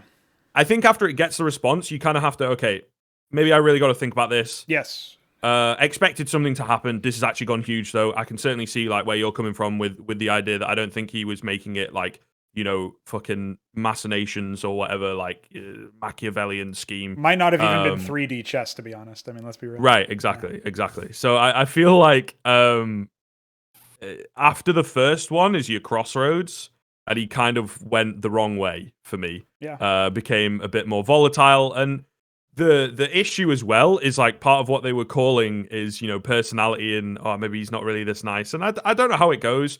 I don't think it's like a facade that he puts on. But I think at the same time, them being like, oh, he can't really be this nice. You're like, yeah, well, I'm going to fucking prove it, and he's got a bit of a chip on his shoulder after that phrase. The other side of it is like, Richard, you can maybe like, the one thing for me is you can maybe call in, was he actually calling out Richard's journalistic integrity? Yeah, we can't really know without part, him. right? Yeah. But Richard's reaction is very much Richard. Like he's not done anything out of character. And I feel like Clicks Philip, as it moves on, his character changed. Yeah. And by the third video, it just felt a bit weird, especially because he had set these precedents where he's like, I'm not going to get involved on Twitter. Not mad. I'm a cool guy. Yeah, I'm not mad. And all no, this that kind of okay. shit. Like the I'm not gonna get involved in Twitter was such bullshit. Fake nice because he is eventually like this drama. Dude, like all you've done is you're trying to like. I don't even know what fucking virtue signaling means, but I would say it's like literally something. That is the biggest fucking bullshit. Look how nice I am. I'm not going to get involved in the platform that Richard Lewis is bigger than me on. I'm only going to get involved in the platform that I'm bigger than him on. Yeah. And I know Reddit will follow me too. And then at some point he goes, and thanks to all my viewers that let him know what you were thinking. And that is so insane. Holy fuck, dude. Like, if you work backwards from video 3 to 2 to 1, there is no way you can interpret video 1 very nicely. Because there was shit in video 1 that could be left for interpretation. Like, maybe he was just taking a jab at Thorin to be funny. Maybe he didn't intend to take the by the numbers clips a little bit out of context. Maybe he didn't mean later in the episode to mean like, because he says later in the episode, he said it, right? But the way he implied later in the episode was like 10 minutes later, he said it. And I don't even think he implied it. I think he outright said it like, but the statement's already been made and people might not even see the last part. I think I remember something like that being said. Yeah. It was like right fucking afterwards. Like I'm willing to take the interpretation, a lot of the shit he said positively off the first video, except for the Thorin bit, which I think was overboard and was going to incite a response. But once you've seen video 2 and 3, you have to go back with a fine-tooth comb and look through what he's saying and understand that like, you can't interpret it that nicely anymore. Yeah, for sure. And that's the main thing is up until this point, we've been just talking about video 1 and the response. And I did say I criticized Richard Lewis for responding in the way that he did, where it did feel like a complete misread to me. Now, the thing is, maybe he's just so much fucking better at this than I am, and so much, obviously he's more experienced at this than I am, and he sees right through it the way that Vu sort of implied earlier, where actually this is it. Maybe Squid's actually the galaxy brain, and that is supposed to be a picture of it does look a lot like Richard Lewis. Hold on, like, just to say, like, that Richard does look a lot like Richard Lewis. Yeah, like, it really fucking does. Yeah. Like, I wouldn't, if someone told me that literally was Richard Lewis, I'd be like, yeah, I agree. And we still don't even know for a fact, I guess. It could still be him. So, I don't think Richard said he's ever met him, or maybe he's like only taught. So but like, because it's covered with text. If it wasn't covered with text, that would be different. But it just looks like a guy with like a shaved head almost. Like there's some hair follicles there, but they're not grown out. Like it looks like fucking Richard Lewis, man. Like it's just like the fucking Da Vinci Code, but it fucking does, man. It looks like Richard Lewis, dude. Yeah. So it looks like I mean the thumbnail picture is fucking funny, honestly. Like that is a funny looking picture. I wouldn't read that much into the fucking picture. I'd read into the title more than the picture. Sure, yeah. And that's what kind of what I'm getting at is like maybe it's just that he's so fucking adept at this that he saw right through it, and it actually is that, and like he went to bat immediately and fought back. The problem for me is that even if you just say, well, Pr0gu, you're just wrong, and Richard is better at this than anybody else, basically, because he's had more experience than anybody else. He can fight, obviously his response is in character, assuming he's right. The problem is it's so fucking easy to say he's probably not right. And even if you're wrong by saying that, it's so easy to say that. It's such an easy argument to make. I wasn't calling into question his journalistic integrity. I was calling into question my own. I was discussing my own. I wasn't calling anything into question. I was discussing people who said they were calling into question my journalistic integrity, even if it was a lark. And like, it's so easy to fall back on some sort of argument, the Mott and Bailey in full approach, if this is actually calculated in that sense.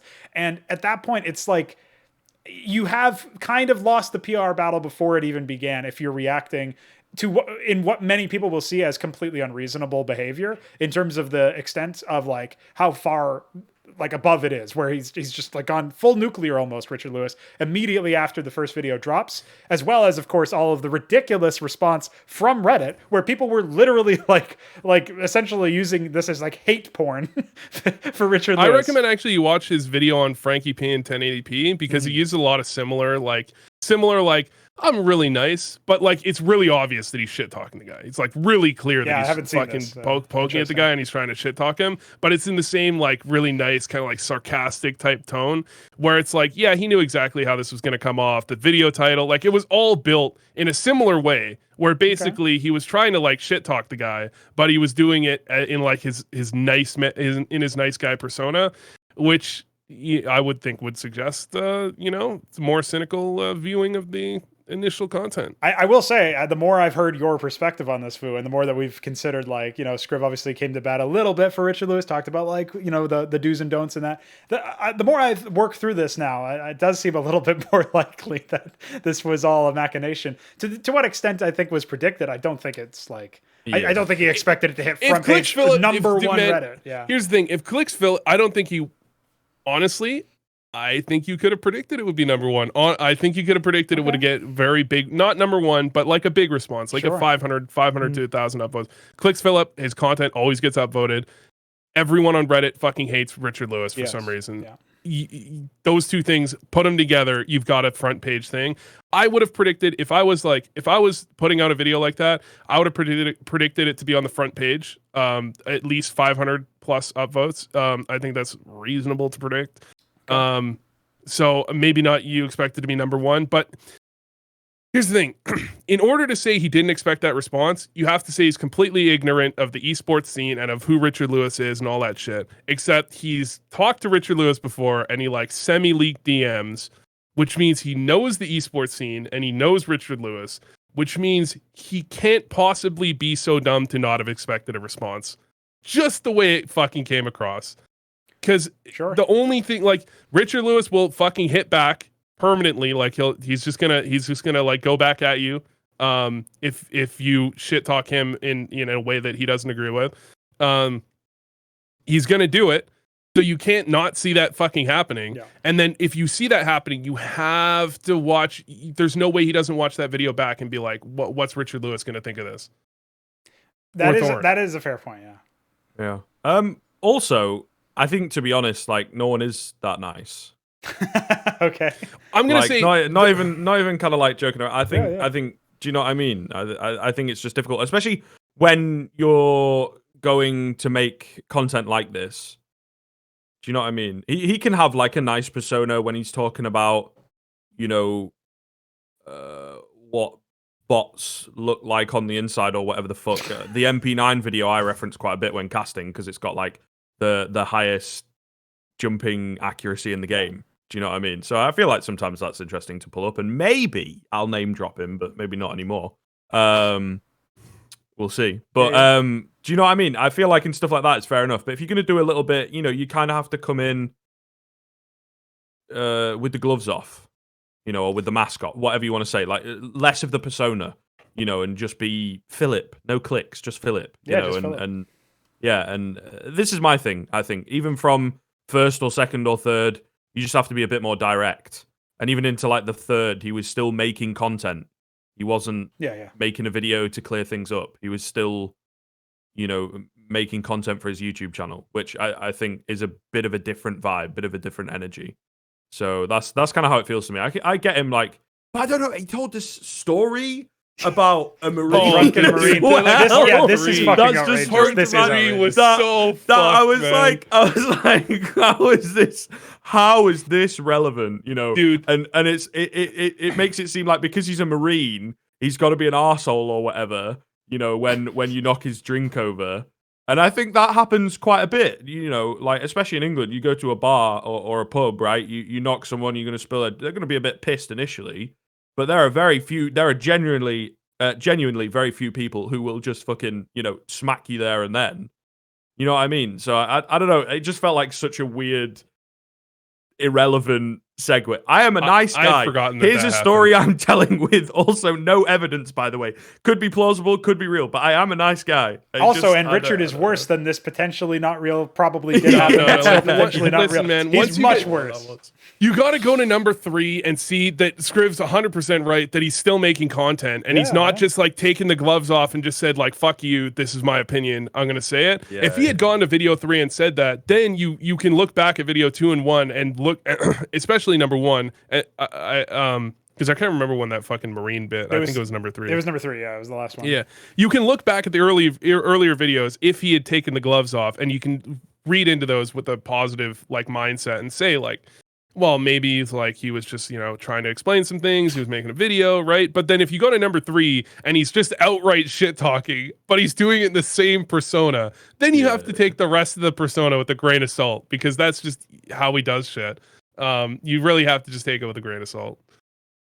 It is just insane. The drunken hooligan thing, man. Like, what the fuck? And then they're like, what would Richard's mom think? Like, what the fuck is wrong with this guy, dude? Like, he is so obviously playing to the kids in his fucking audience that will just already hate Richard Lewis and want to fucking support him. That he's so obviously playing to them that it's like, it's actually unbelievable. And also about like the too nice thing, I'm gonna be honest, like the people that I've met that are like super overly nice, generally they're the biggest fucking cunts. Like, I don't think necessarily Clicks Philip is like one of those people. It's definitely possible. Like, the people that I've met that are usually the nicest people that I deal with are the guys that are a little bit like rough around the edges, like guys like Vince. Like Vince, if you watch his stream, he's like pretty friendly, but like he does get tilted a bit, right? Like, you wouldn't expect him to be the nicest guy, but like by all intents, like everyone I've seen tell me about Vince, like I haven't heard a bad thing about Vince. I've emailed him before. He's like helped me out just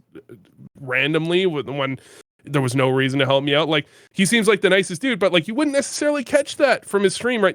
Those are the guys that are usually actually the nicest fucking dudes, not the guys that try and say they're the nicest people, because the guys that try and say they're the nicest people are people that are trying to play the game, and people that aren't, people that like come off a bit rough around the edges are guys that are just being themselves, and they think that by being themselves, well, I'm a nice guy, so people will understand it, but that's not always the reality.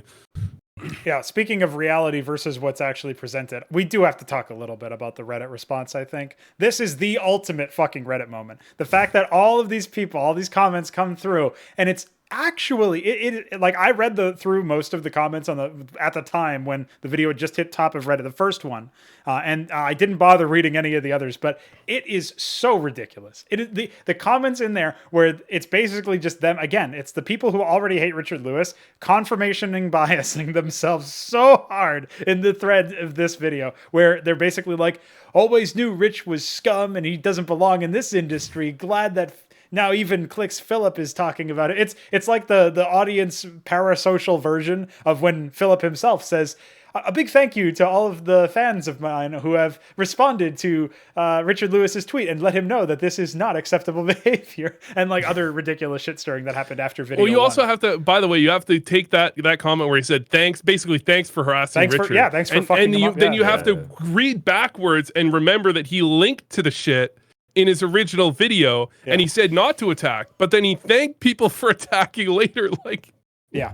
And again, after video 1, all gloves are off. Richard is totally right at that point. But like the issue that started it all for me was the initial like ease of dismissing his argument after video 1. But then when you hit video 2 and 3, Skriv pointed it out. Like that was the crossroads. Could have gone the other way. Could have gone the right way, so to speak. And even if this was cynical, you could have just made one video and said, "Oh, actually, obviously this is like taken out of context," and then you could have alleviated everybody's concerns, even if it was fake. But what we got instead was a little bit of an insight. Actually, not that nice of a guy, apparently, by all accounts, by what we see. It's just that the fact, what really sickened me was that people didn't even bother considering this. They didn't bother thinking it through or considering any of the number of things that might have actually been going on. They didn't consider Richard's point of view because they fucking hate him for some reason, and they all just went straight for like, fuck Richard Lewis. We hate this guy. He's scum. He doesn't belong. He's bullying content creators. He's making fun of them on his podcast. Like whatever the fuck they came up with. Like all just it's absurd takes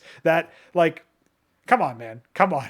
Like this is ridiculous. And of course he gets hit with like this guy's got 1 million subs on his main channel. He's got people, obviously when it hits front page of Reddit, you're going to get an audience that maybe doesn't normally click on a regular Clicks Philip video. Like this guy's, he's up there and he's only continuing to grow and he's dwarfing them on YouTube in that respect, even if it isn't so like that on his other channel, his third channel. For me, it becomes so inexcusable that you're even inciting or at least encouraging this behavior, being thankful for this behavior when Richard already gets it from every fucking angle possible. He doesn't need like another fan base now to mobilize. Come on. Yeah, Reddit's just tapped though, isn't it? To be honest, it's just insane. Like I don't know. I feel like I go to Reddit, I watch some cool clips, I learn flashbangs from Reddit, and. But like, I'm sorry, I couldn't resist. I don't know. For stuff like that, you really can't. I remember the one that sticks out to me, like obviously as a caster, when there were like some complaints about Valorant casters or whatever, and then someone commented, and it was like one of the highest comments on the thread, and it was like, play-by-play does analysis, and the color caster makes it sound cool or whatever. Like the definitions were just completely backwards. And everyone was like, yeah, that's correct, and no one does that properly. And it's like, what are you on? So I think that same kind of thing, it just sort of applies. But at the same time, I do think Richard is a character that, if it was like a reality TV show, like Gladiators used to have them, right? Where I think in the UK version or whatever, it was like Wolf, and he was the villain. Where it's WWE, and it's like wrestling, it's the villain, and like, everybody kind of hates him. Some people joke about it, and that guy sucks or whatever. And then some people think Richard stole a baby or whatever. You know what I mean? Like he's just the devil. And then, so I think obviously some of it is that as well. DreamHack Hell in a Cell. Yeah, we get. Yeah. Obviously, like it was Loda's baby or whatever. I don't fucking know. But it's just, it's just like so many people. I think echo chamber around a character like that, even more so than someone like Thorin, who for me I feel Thorin is more caustic, more hot with his takes kind of thing. But I think it is just more the fact that Richard, and it's fair, like his prerogative, but Richard does give them a rise. You know what I mean? Which is what a lot of them are after on Twitter and stuff like that. And lol, I've been blocked. It's like, okay, dude, I gotta go off on this one, dude. I gotta go off on this one because there are fucking people that are actually so mentally ill is the only way to fucking put it. Where they're like, I was banned from your chat All I said was you're fat and ugly, and is that really worth it to get banned? Like, I've taken, actually, since like my Discord has grown, I've now taken a very hardline stance that I will fucking ban people for any fucking reason I want. Any reason I want. If I don't like what you're saying, I'll fucking ban you. If I open, there was a guy that was he wasn't even a dick. It was just, I opened Discord 3 times in a row. 3 times I checked in on my Discord. He was in the process of saying something annoying. Just annoying.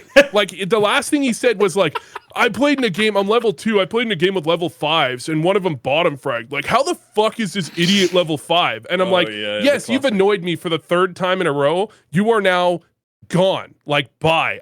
Because here's the thing. I need to value my mental health enough that I don't go in my own Discord that I have open for like whatever fucking reason I don't even know at this point.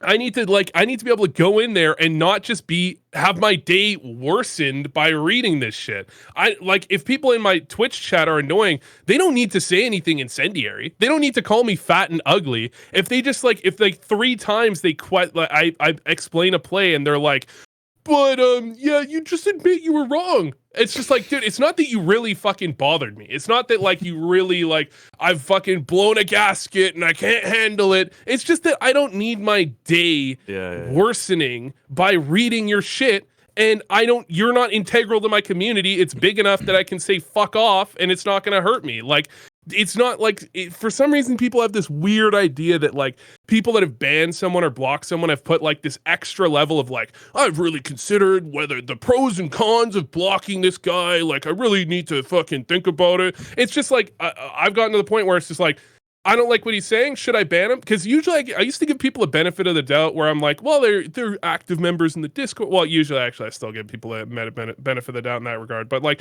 I don't want to like ban this guy. Is it really over the line to ban this guy? Like, is this really something you shouldn't? At this point, it's just like, no, fuck off. Like, it's my shit. I'll ban you if I fucking want. If you make my day worse, why should I keep you around? You can go find someone else's content. That's it. Like, and for some reason, people have this idea that getting blocked is like means they were tilted. It's like, no, just you were mildly annoying, so you're gone. Bye. Like, that's it. I mean, that's like sort of the other side of the coin, isn't it? That people, especially with Richard and with Thorin or whatever the fuck, think it's like a badge of honor. Yeah, you know, that is another mental aspect. Yeah. And it's just like, just whatever, man. Like he just blocked you. You know. If anything, I could see you being mildly like, if I got blocked by Richard for whatever reason that maybe I felt wasn't warranted, then I'd be a little bit like, oh, that's kind of annoying. I like his content. I like seeing, you know, what he's doing with Deserto and all that kind of shit. And every now and then it is kind of funny to see what mishaps he's getting into. But if I'm just fucking regular Joe, like on Twitter following CS esports, I could probably live without Richard. Like, you know, it's not the be all and end all, without his Twitter at the very least. Like, do you know what I mean? It just feels so weird, like when people are going on about it. But I fucking love his Twitter. yeah, exactly. But it's just when people are like, I don't know what he said, dude. I got blocked. It's like, all right, fine, just fuck off. No one cares. You know, it really doesn't matter. What gets I me do is get when, it maybe sometimes when randomly you've been blocked. You know what I mean? Like I do get that because some people have that where maybe they follow someone and they maybe put like a bot into action or whatever to just fucking block everyone that follows this person. I can get that, but at the same time, if there's shit popping off, maybe that's a temporary thing as well that he just doesn't want. I think that's just a smart thing to do. I mean, like, honestly, like people, the little guys, you really just have to understand that they're like, like if you're just a random person, you don't get this. You can't not, to at least a minuscule degree, actually get annoyed, or at least like if someone calls me fat and ugly, like I'm just like laughing it off. But at the same time, it's like if I read that enough times, it's gonna probably affect my mental. So why am I gonna try and read that again? Like I'm just gonna delete this guy. Like you're just not gonna say it again. Like that's it. Like there's no why would I do that? Because there's so many people putting in comments. Why would I not just get rid of the negative ones and just keep the positive ones? And so, like, if you were to have like a community coming after you, why not just fucking ban the people? Like, it's really like when you have enough people that are like saying shit, if you let like it gets past that, right? Because it's not even the guys that are saying shit that's outright negative. It's the guys that are saying shit that's just annoying. That's the guys that I've just recently come over the hurdle of, where it's like I now ban the people that are just annoying. Because when I have 5 people in my Discord being annoying, and then YouTube comments are always fucking, there's always a few people being annoying in the YouTube comments. Why are you putting 3A long? Stop it. Then it's just like all day long I'm getting like, one guy's annoying, an hour later another guy's annoying, an hour later another guy's annoying, and it's just like, why am I subjecting myself to these people that aren't being assholes? It's not that I hate these people, it's just they're annoying. Why am I subjecting myself to that? Why not have a happier life and not? And the thing about Richard's Twitter, by the way, a lot of the shit he says is just shit like that I've been thinking about some of the people that fucking comment on my videos, where it's like, I try to reply nicely and then they come over the top fucking rope with stupid shit. And it's like, why did I waste my time responding? And it's like, there is a level of dedication in Richard responding that's actually like really like it's actually it's borderline. No, it's not. It's actually enviable how committed he can be to shitting on these people. I was gonna say, he does put after so a while, much it's just not worth it. It's just not worth it. It's just not worth my time to do that. So I just don't respond. I just block them. But it would, if I wanted to spend a few hours a day responding to these people, I probably would feel better just telling them they're fucking idiots. I just wouldn't think it's worth the time to do so. So I could absolutely respect someone that's like, yeah, I do have 2 hours a day to tell these people they're fucking morons. Like, I'm gonna do it.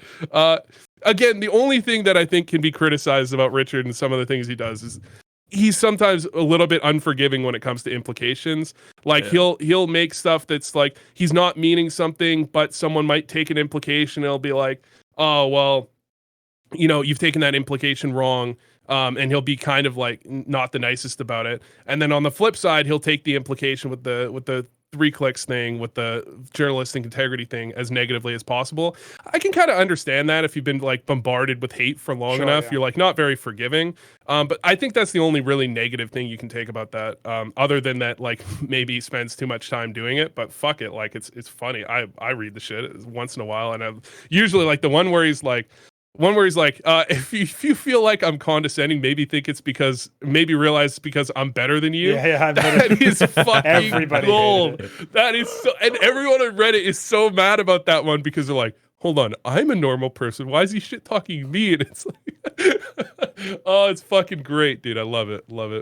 Yeah, what gets me is if anybody who actually feels like obliged to reply to that, they are probably not better than Richard Lewis. I'll say that much. If they're feeling compelled that they have to get that off their chest, if they have to talk about that, not really that necessary.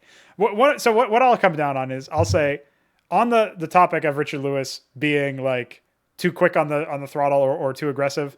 What gets it, I don't even really care that he was super aggro. What matters to me is that from an argumentative, like constructing an argument, if the sort of facade or whatever that we're going to call the initial fill-up video, if it was actually true that there was no ill will and that can somehow be proven, or at least most people can agree upon it, then his whole argument falls apart and he looks very stupid. And that was really my main, gripe with it, is that he hasn't attacked any of the other things that we ourselves were able to attack, admittedly Monday morning quarterbacking, like looking back at it all. But if it feels like he there are other things he could have angled for. He could have brought up Vu's point that it literally is just saying, I'm going to take all of Thorin's content and get the benefit from it, and maybe make it so that nobody else needs to watch it at all. Like basically what CinemaSins did to movies, more or less. Like, I'm just going to do this and that'll be it.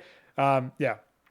It is pretty crazy, and I just feel like that whole side of things really got out of control very quickly. And yeah, I mean, you're talking about Richard Lewis taking so much time to respond to Twitter. He even himself admits on occasion that it's not the healthiest thing, and I feel like my thought on that is it's very similar to Doug Stanhope talking about trying to become sober as a stand-up comedian, and he says like a lot of his friends are very supportive of his choice to try to sober up on the alcohol, lay off the booze a little bit. But then they add this qualifier that's, yeah, you definitely should be sober. You should definitely quit drinking. But not this week. I mean, we've got tickets booked for your next show. Like, we need to see the actual you on stage. You'd be horrible without the booze. It's almost like that. Like, I feel like, yeah, Richard, you should probably stop responding to all these guys, but not this week, because I still want to see what you actually say. I still want to see all the insane shit that people are actually saying. Maybe he just relegates it to retweets. Maybe that's all he does. Maybe he just retweets it all. I don't know. There's got to be some middle ground where we keep the epic level content, but we don't have him being so miserable all the time, because if it even is in fact affecting him that way. I don't know. The only thing that the only problem with it is that, like, it I don't think there's any problem with him doing it. Like, fuck it, do whatever you want. The only problem with it is, like, it basically means that Reddit dislikes him, which means that it's harder to find the content when there is good content, and that's the only problem I see with it. I don't see personally, I don't see any problem in him responding. I don't think there's any moral issue or anything. No. For me, it's more like he would probably be of sounder mind and, like, get more sleep and all this other shit, that if he didn't engage with that. But then maybe he wouldn't have as many Twitter followers. And you know what? There's a video in some archive somewhere that maybe somebody will dig up of 3Clicks Philip himself on the 3Clicks Philip channel saying that Twitter apparently means everything. So it's really weird. Really? No, he said that nobody wants to sponsor his videos until he gets a bigger Twitter. So that was like years ago, though. It was like 2 years ago. Oh, that's a really weird. Yeah, I don't know. I don't know, Vu. What do you think? Do people take into account your Twitter followers when they try to reach out to you? I barely have any Twitter followers, so probably not. You know, the one thing that 3Clicks Philip did that I am envious of is that he managed to capitalize on the fact that he doesn't take skin casino sponsorships. Okay, him and Worrell both have managed to get an unbelievable amount of community support for the fact that they have such good integrity. They would never take skins casinos. I'm just over here just not doing it and not making a fucking video on it, so I don't get any fucking credit. I don't get any credit for the fact that I don't take skin casino sponsorships. And everyone's like, look at Worrell, look at 3Clicks, they don't take skin casino. Listen, I'm just fucking jelly, man. I'm jealous, dude. I'm over here with all of the lost revenue and none of the benefit, none of the respect of being a good guy. That is also a feels bad moment, right, Skriv? Yeah, big time. I don't know, man. Like, Twitter, and I've never really been. I hate fucking, especially when people don't know me. I hate, like, tweeting out and it being misread. Yes, as well. It does feel, you feel this compulsion to correct the record, so to speak, right? Yeah, and, like, on the screen, the tone's never really the same and all that kind of shit. And if I try and be funny, sometimes you have to know, like, my style of comedy. I can lean into, like, the clown aspects, just being a bit fucking goofy, a bit silly, that kind of thing. But enough about Henry G. No, I'm just kidding. But no, it's like hard to get that across in my case. So yeah, I don't know, man. I don't know. I think Richard sometimes can suffer from that a little bit, maybe, where, like, he'll see a tweet, he'll go, it means this, fuck you, Yeah. And actually, they were like, whoa, if you change the tone a little, but then at the same time, they could back off to that. It is that same argument that Vu's making, that, like, there's no, what's the point? That just takes more effort, just, like, DM the guy, like, sorry, what did you mean by this tweet before I make a response? You might as well just go for it. And then if, they don't want an argument or whatever, they'll let you know, or they'll just ignore you, So I don't know. Twitter and drama and beef and all that is just not really for me. Not yet. Unless, it gets really interesting, I might get involved. But, like, or if I'm 50 and done, I might get involved. But, like, yeah, I think it just comes back full circle for me. Clicks Philip, he just lost it, like, after the first video. That's my main thing, where, I'm always pragmatic. I'm always somewhere down the middle, and very politician-like. And then he just comes out with more videos that just seemed way too aggressive. Yeah, to be honest. So, I don't know. He's weird guy in my book now. Like, that just feels very, very strange kind of response for me. From nice the guy original video was fucking weird, man. Like, it was fucking weird, dude. Like the Henry G interview itself, you mean? Yeah, the original Henry G interview was so weird, man. It was fucking odd. Henry thinks, Meanwhile, he couldn't have put in one fucking voice he put in snippet. one quote, which was Henry laughing. So that's something. Like, surely at some point Henry G said that? something worth fucking putting in. It's just his style. He does this. He's done this with cheaters and with map makers and he interviews well, with them cheaters, you don't want their voice on camera. You don't get to give them any fucking credit. 100%. With map makers, maybe they don't have a voice line that's relevant. With Henry G, it just feels like surely there was a moment where there was something he said.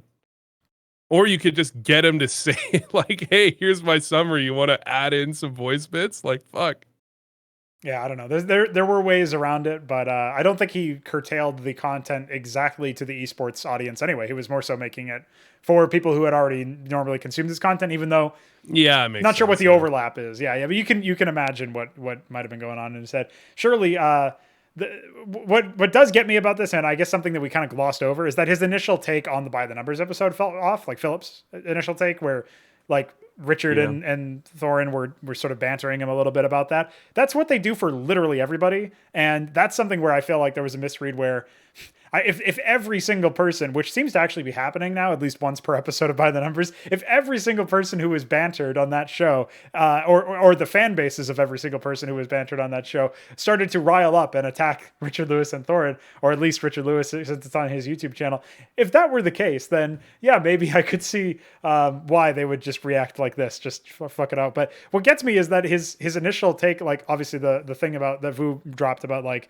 I'm implying I would steal all of your content and rob you of the money. Even in general, if you take that at face value and it's just a burn, it's supposed to be a diss against Thorin, saying, "Oh, that would require me to watch your content in the first place."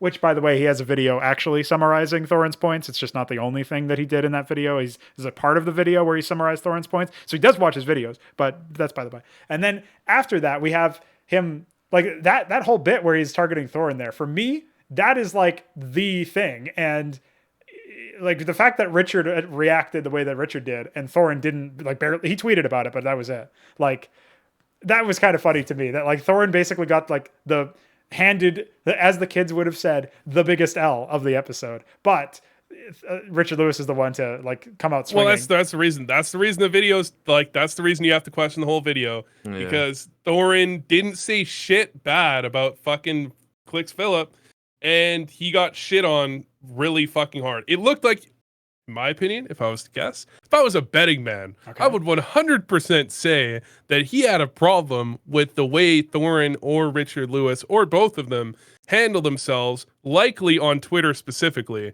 and wanted to shit on them in a video. And if I were a betting man, I would bet on my own matches and then coordinate with other members of my region to win my games.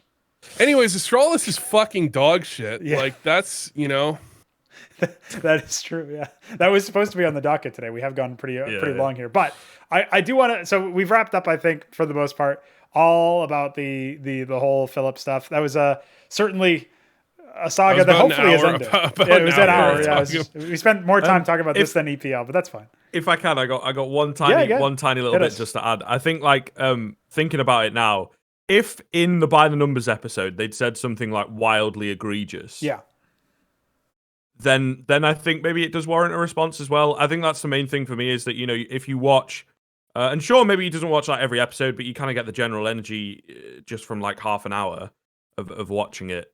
That I don't know, like, it's not particularly offensive. They just don't like his content, or don't like that weird, one specific video, and no one's that nice. Like, I don't think they're particularly offensive things. You know what I mean? If one's that nice, except for, hold on, here's an anecdote. This is actually how he is in real life, by the way. Like, that's what Thor one night while I was walked it back in the almost. Northeast. Like, yeah, it is ridiculous, especially since Thorin literally qualified it and said, like, I met him in real life. He was that nice. Wow, that's crazy, isn't it? Yeah, what an unbelievable circumstance. And then, like, I don't even remember if that whole bit was in the video, but if it was, it obviously makes Phil look even stupider. I've not heard that. Like, that is pretty funny. Maybe, I don't know. Again, the only thing that I think is valid, like, I could see from Phil's POV, is that you can kind of get, I can see taking the undertone, like taking the why can I not think of words? I'm too tired. The implication that like maybe they were suggesting like I'm pretty confident this isn't what they meant, but I could see him taking that if he was taking a negative view of the show, was that we think he took money for it, but he didn't declare it. Yeah. Like if that's what if he had taken that's what they were trying to get across with the way they were portraying things, and I can kind of see how someone could get that. I can see how he'd be salty about it. Although if he was doing that again, I think Richard Lewis would be the one that he should be going after there, not Thorin, who's the one he really went after. Yeah, it felt like it, and he didn't even say it. Yeah, I think he even said like Richard Lewis was like, "Well, it would have had to be paid," and then Thorin was like, "Yeah, I was about to say it would have had to been paid, so I guess you couldn't have," or like some shit like. Thorin was very clearly, you cannot interpret anything he said as not positive for Cliff Stellan. Yeah, agreed. And as we move on to the sort of the rest of the docket, I do so. So speaking of Philip versus Vu, as far as CSGO YouTube battles, I want to say that one thing we can all agree on, Vu, is that both of your content is much superior than Pro-Guides, right? Like that's something we can agree on. Listen, man, Pro-Guides, don't watch Pro-Guides. Pro-Guides, untrustworthy source. They just farm clicks and they steal content. That's all I'm saying. I'm not going to get into it, you know? It's just they steal content. They've stolen my content in the past. No, listen, let me explain something, okay? Let me explain something, okay? I got him. There's a difference between stealing like ideas and like stuff like that, and I wouldn't even call it stealing, but borrowing, like borrowing an idea. There's only so many fucking ideas you have in all of fucking Counter-Strike, okay? So Pro-Guides has made 4 levels of movement in Valorant. Like, ooh. Okay, wow. All right, yeah. I'm sure you didn't get that from me, but like I will admit, I didn't make that up myself. Like, you know, there's different videos on YouTube, like 3 levels of some shit. Like, I think there's like 3 levels of cooking or something. I saw. There's definitely levels of whatever is not fucking unheard of. However, it's a little bit more shady when it like goes into the same video genre, like Valorant and CS.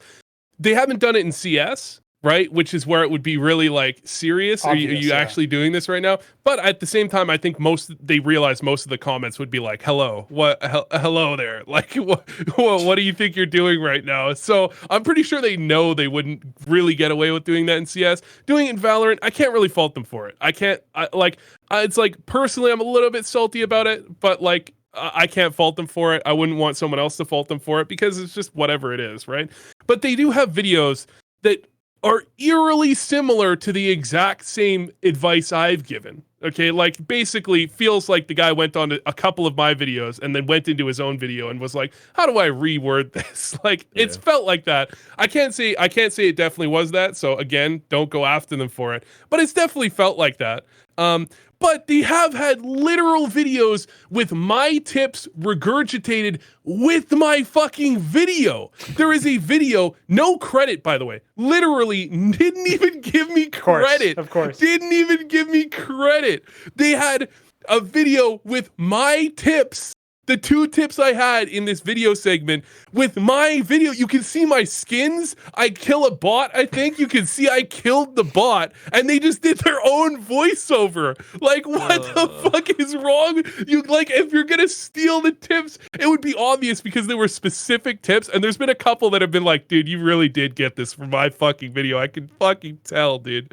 I can fucking tell. But these ones, I could have copyright strike their fucking channel if I wanted. I'm not gonna do that. Like, maybe I should have. Fuck it. But like, I'm not gonna do it. I'm like, dude, you gotta at least give me credit. I said it in the comments, so they gave me credit in the description. It's like, Pro-Guides is shit. Don't just like. I wouldn't go to Pro-Guides. I wouldn't watch Pro-Guides. This is my professional advice. Their only sponsor will just be GoXLR. Obviously, another reason. Their only sponsor is Pro-Guides. That's all. They just want you to go to their site for simple training course or whatever. Yeah. And then bleed into like the other games that they do and stuff. I don't know. I told you like beforehand, I watched the league shit, but that sounds proper shady. I think the league stuff is just very flat and palatable. I don't know if they like steal anything.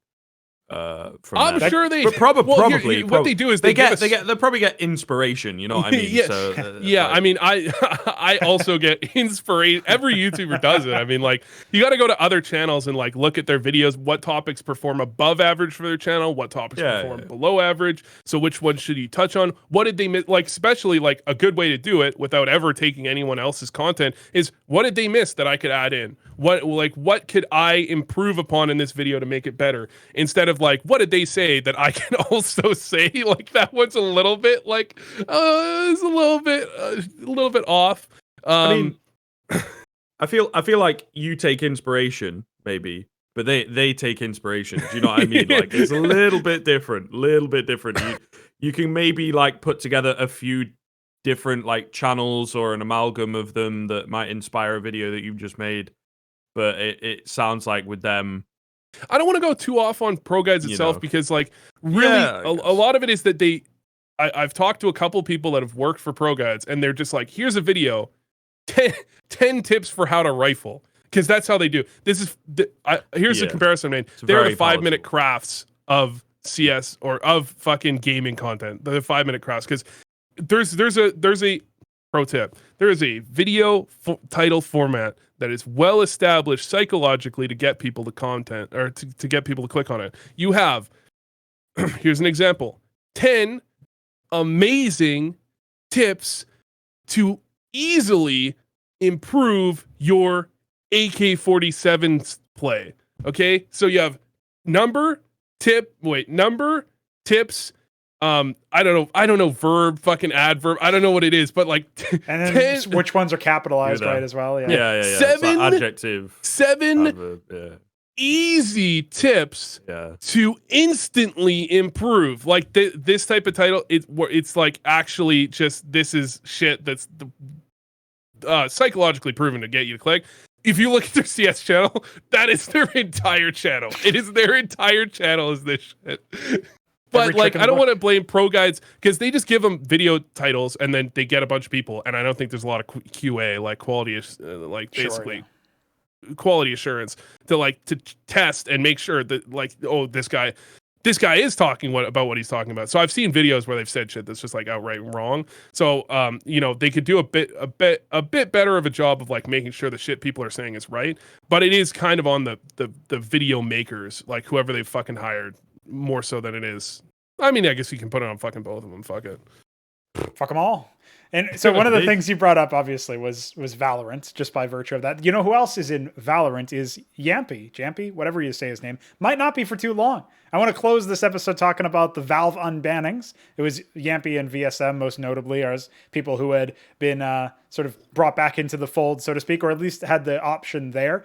I guess the VSM angle is a bit more interesting because he's still trying, in theory, to play for a CSGO organization. So the fact that like ex-MIBR roster could actually make headway. Now, the one that played at like Flashpoint 2 and the Blast stuff and the online stuff at the end of last year, that sort of lineup could do some pretty big damage in theory, and especially with VSM being able to play a Valve sanctioned defense gives them a lot more opportunities in theory. What gets me is obviously what gets me personally is that Yampy finally gets it after like a botched lawsuit that's targeting the wrong Valve, and in the first place, like they just completely wrong. And they fucked everything. They fucked everything, and he gets everything overturned. There's not even like a peep from the proper Valve. They have no interest in revisiting it. He goes to Valorant because clearly at that point you would expect I'm going to get unbanned or not, and I will know definitively at the outcome of this lawsuit, at the outcome of this court case, this whatever's developing. And then he goes to Valorant. He's in there for a month or two, and then, by the way, you're unbanned. This is like the real life version of Nico starting to use the Krieg and then it getting nerfed in a week. Like, this is fucking ridiculous, dude. This guy got absolutely reamed. But what do we make over this? Hit us with this, Skriv. Yeah, I think it's kind of the ultimate like don't fuck with us from Valve, to be honest. I think there's grounds to it, don't get me wrong, because isn't it also like a soft, I could have misread or whatever, I'll admit I've not read like the full post, but isn't it like a soft, if you get VAC banned you've got 5 years, but they've written off older ones, and I think it applies. I think so what they've said is that VAC banned without having competed in an RMR qualifier. So basically anyone, even at a semi-pro level, has probably been in an RMR qualifier, like a Valve event qualifier. As long as you haven't competed in one of those, you have 5 years. I don't think it's written off anything in the past. It's just 5 years. Okay. Yeah, fair. Yeah, so I don't know. I don't know then. Yampi, like, is whatever, man. The Valorant money's there. I think his team does decently well. He plays for Liquid, right? So I think they do decently well within Europe. Well, they do have Scream on the roster, so they can't be that good.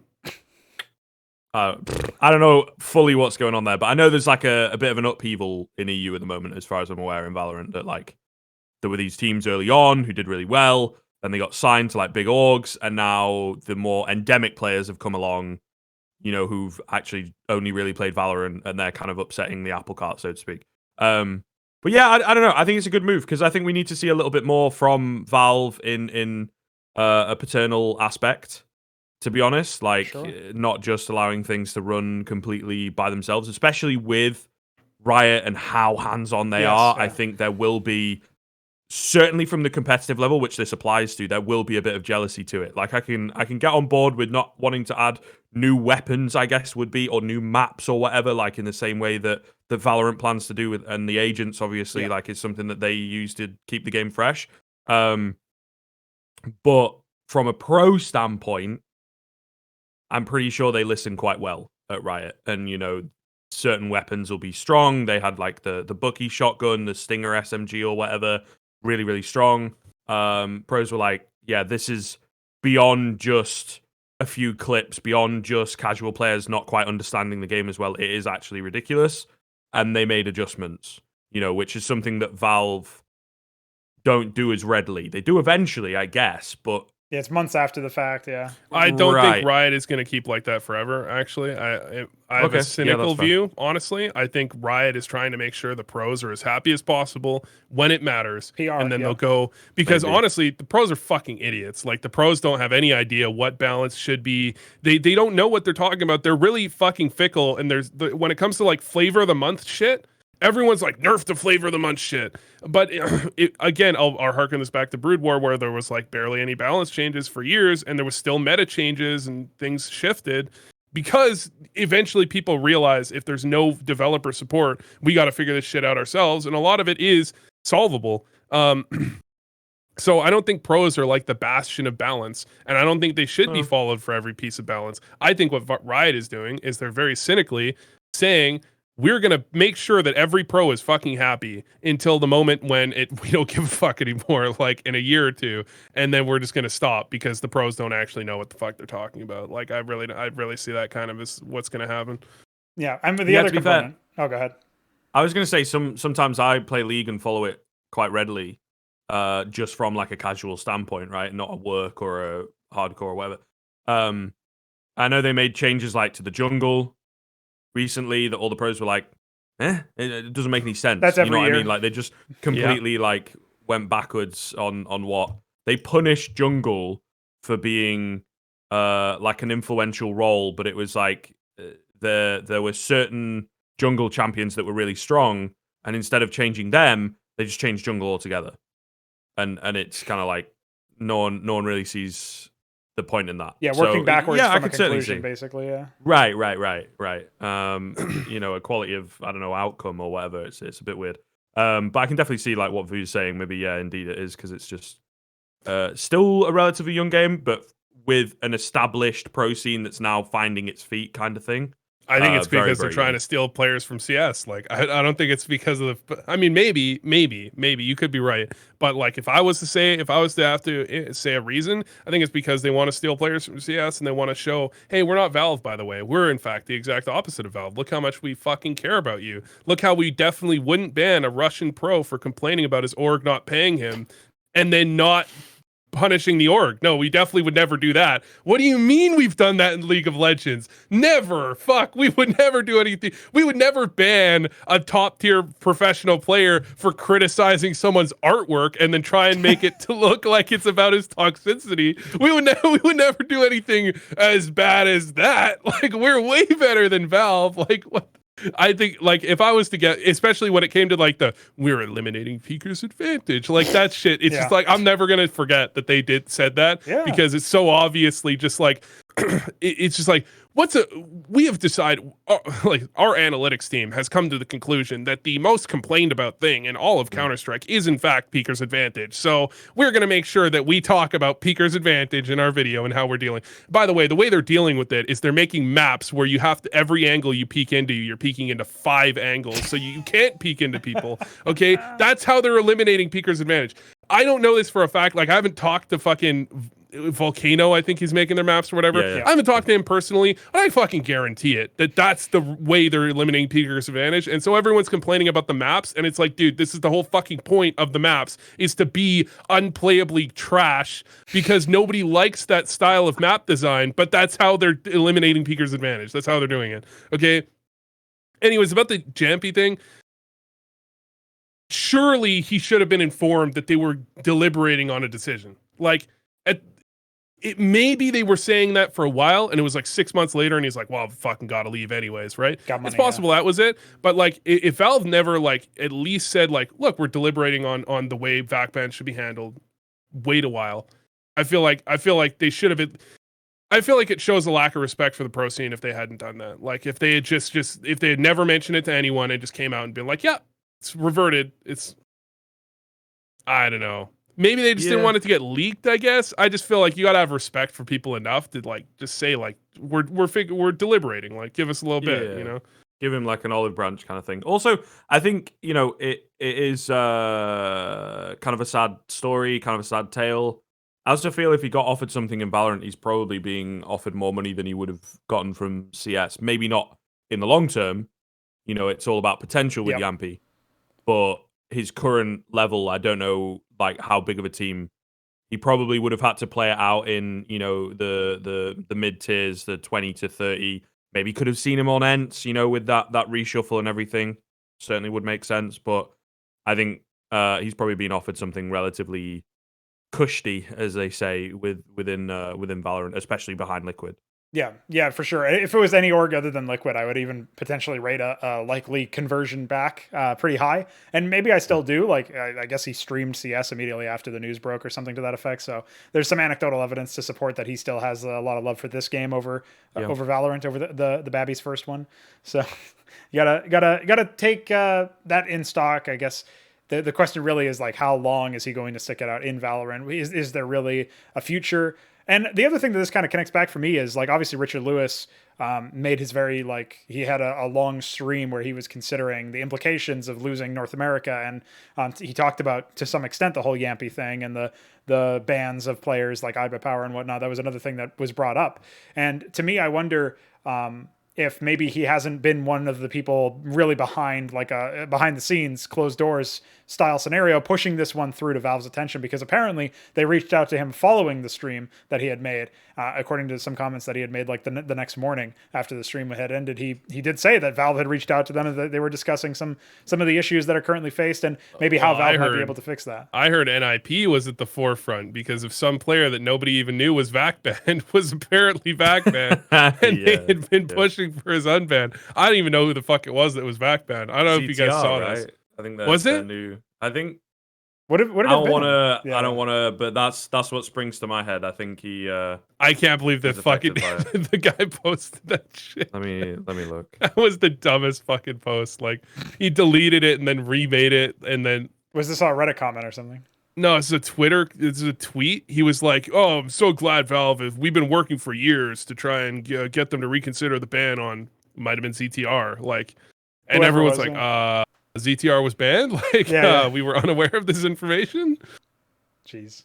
Yeah, but I think it's only going to be more positive going forward, and also shows that there is a bit of a path to, I don't know if atonement's the right word, but, you know, just like forgetting shit that you did when you were like 10 or something like ridiculous a long time ago, right? He's on the Liquipedia list, by the way. I've just looked it up. He was banned at some point in 2015, and then it's like lifted today. Oh, interesting. Well, a couple days ago, sorry. Well, on the bright side, I can now compete again.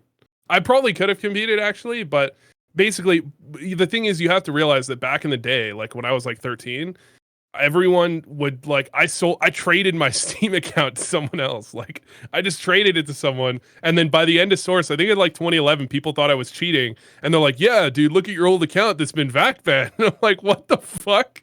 Like this guy took my account. This is like a very yampy situation where like I traded my account to someone and they got vac banned on it, and I was always like, "Oh, maybe I shouldn't mention that," you know, like maybe this isn't something to bring up. But now we're safe. Been curious to just fucking see what it's like, you know? What do you mean? No, actually, I was curious. So when Skriv's walking around like, hey, listen, kids. when I was about 9 years old, okay, I was playing op. There was an op map with like these octagon. It was green in a box with these octagons, and you would spawn behind one of them that was like small, and you could see heads over top of it, like the tip of their head. And then on the sides, there was like two big ones that you could go hide behind. It was like the most popular op map until India became the most popular op map. But in 1.6, I was playing it. I was like 9 years old, and this guy was cheating, and I was like, "This fucking cheater! I'm gonna show him what it's like." So I tried to download cheats, and it bricked my computer. Well, it wasn't my computer; it was my dad's computer. So it bricked my dad's computer, and I'm like, "Oh, I don't know. I have no idea. Maybe it was my cousin was playing games." I never got shit for this. He thought it was my cousin, and he like didn't get too mad at my cousin. He was just like, "Look, you can't use their computer anymore." He didn't even live in like he lived like fucking 30 minutes away. Like he was never gonna go on the computer in the first place. But I never got to the point of cheating because it fucking bricked my computer. Jesus. Well, the thought was there though, and for some people that's enough, you know. Convict based on thought alone. Yeah, exactly. There was that ridiculous video. I can't remember if it's a series or not, but it's I think it's by Nade King, the one where he like he partnered with the guy who does like fake hacks for CS that like makes them stand in their own. I don't think this is Nade King. I know what you're talking about. Okay, yeah, maybe it wasn't him. It was there was somebody out there who had like a video that went up, and they basically popped them into a server when they downloaded the hack, and they were like basically grilling them and saying like, "Why did you decide to cheat?" Okay, that's different, because I was thinking the one where this guy codes cheats. Yeah. It's the same guy who did the coding. That fuck with you. Yeah. So, yeah, I like that in general, and that was a good one anyway. But just the idea of like looking up software and then it being like malicious or whatever, especially at 9 years this old. is pack. I was like, this is like probably like early 2000s, right? So like, who the fuck knows what website I went on? Like, who the fuck knows what happened there, dude? It definitely bricked my computer. Like, I know that for sure. I know there was a guy cheating in an op server, and I was like, I'm gonna show this guy what it's like. Turn it into hack. I don't know, man. I must have been like max. I was probably like 8 or 9, maybe 10. Fuck. I'm like, I've never even like the thought has never even crossed my mind to even consider cheating at any point past then. That was like my moment of weakness. There it is. But the thing is, like, I've thought about it. Yeah, you must have, Skriv, because you came into this thinking like don't you want to know what it's like to ride up this roller coaster and well, what head you used out to do in Candy Source. Mountain? So there was configs where you would LO3. LO3 is the way it used to work. You'd have 3 restarts to like randomize the spawns, because otherwise like spawns used to be cycled. So you would LO3. I think that was the reason behind 3 restarts. But there would be LO3, and you could have an LO3 config with SV cheats on. So we used to have LO3 configs with SV cheats on, and we'd fucking troll people sometimes, just playing with walls and scrims, like when people had no idea. That was fucking so fun. Like, and some people would find out though, like, and really fuck, like it would be fucking ridiculous. You'd be walling against each other, but. You know, like I never considered like having any cheats. The thing is just that, you know, trading accounts back then used to be like pretty common. They've got a game you want, you trade accounts, you take their account. Like it wasn't as professional as it is today. And it also wasn't malicious necessarily, like every time or whatever, which is obviously what Valve is going to try to hold them to. They're like, oh, it's in the EULA, but whatever. Yeah. I don't know. It also like, I guess they're the Valve sanctioned events and all that. Yeah. But I just, it's such a different beast, like cheating and matchmaking as well. I mean, you know, don't cheat, don't fuck with it. But like, if you're young or you're like me, you want a taste of the dark side or whatever. You know what I mean? It's like I never really got it because I just don't think it's all that, you know, suspect. Maybe at a high level, maybe at a pro level. But didn't Simple, like in 2015 or whatever, didn't he like cheat in an ESL game that didn't matter, and they banned him for a year or 2 years or whatever? Yeah. And no one, and that's at like a high level where the anti-cheat is way better, and you know he probably really had to look into that, not just downloading off some random website that, you know, maybe costs like $5 or whatever. So I don't know. I never really got it with like the VAC stuff, that it was like, you know, hard ban hammer and not just whatever, play CS on a different account and don't cheat again, you know, or we'll get you. I don't know. But it's whatever. It's a step in the right direction. I think, like, to answer the question, I feel like it is a step in the right direction because to me it feels so trivial to have people banned like permanently. So I'm certainly on board with it. And again, it just shows a little bit of an attention being paid to something that is not a balance issue, and a community thing that people are like, come on, guys, let's sort this. You know, maybe with the RMR changes and things like that, people not necessarily like out in arms wanting to change the major format or whatever. It's nice to have it fresh. It's nice to have it switched about, especially this year. But this kind of a decision to me is them going, okay, guys, we hear you, and we've made the change. You know, not completely backed it off or whatever, but we're paying enough attention. We do like listen, and we understand that most people are behind this decision. Yeah, one thing to Valve's credit actually is that there have been a lot more general like posts about or rulings coming out or updates in general that aren't related to balance or the game, right? It has been a couple of them talking about coaching, talking about who can be in the room, talking about RMRs and announcing the existence of them and sort of starting things back up ahead of the major. So it is nice to see more on that. And obviously it's something that a lot of people wanted for a long time. I guess it is, maybe you would never get them to do this. Maybe they won't do this because of the timing with a bunch of other match fixing investigations. But it does seem a little bit odd, even though it's well past the point of any sort of relevance, that they have not extended the same sort of treatment to obviously the XI by Power guys and maybe some of the other like ancient match fixing stuff over again. I think if they did release it now, it would. Some people would say that it undermines the credibility of like somebody trying to match fixing bans in general being upheld through the ESIC investigations and stuff that are a little bit more modern, that have happened like as recently as a month ago or whatever. That stuff is a little bit different, but it does look a lot better for my mind, the fact that they've even made a post about that stuff. So yeah, I think it's nice to be able to say good job Valve for once and actually mean it. That's the biggest takeaway for me. So I'm the only thing is like the match fixing thing. It's hard to say. I mean, the thing is, it is logically consistent. I saw a lot of people saying it's like, this doesn't make sense. These two things don't work together. And they make perfect sense because if you cheated in a fucking Valve event, then, no, if you had played in a Valve event before getting banned, then you're banned forever. That's what they're saying. So, of course, if you match fixed, like, you know, in a real game, which means it was a pretty competitive game, it obviously has to have been a fairly high level to have betting. You're banned forever. I mean, that is logically consistent. Sure, yeah. I would have liked to see it get reverted, but I mean, it is Valve. Like, I mean, the VAC ban thing, the VAC bans lasting forever thing was ridiculous, like just patently ridiculous. So the fact that it took them this long to overturn, like to change that, is like, of course they're not going to get rid of the match fixing thing. Like the VAC thing should have been gone years ago. Yeah. I don't know. I feel like with the match fixing as well, it is, as you're kind of touching on, just an entirely another level of like competitive integrity and stuff like that. Sure, the game didn't really matter that much in this case, you know, in the iBuyPower case, but that's about the only leg that they've got to stand on. Like the precedent is pretty bad.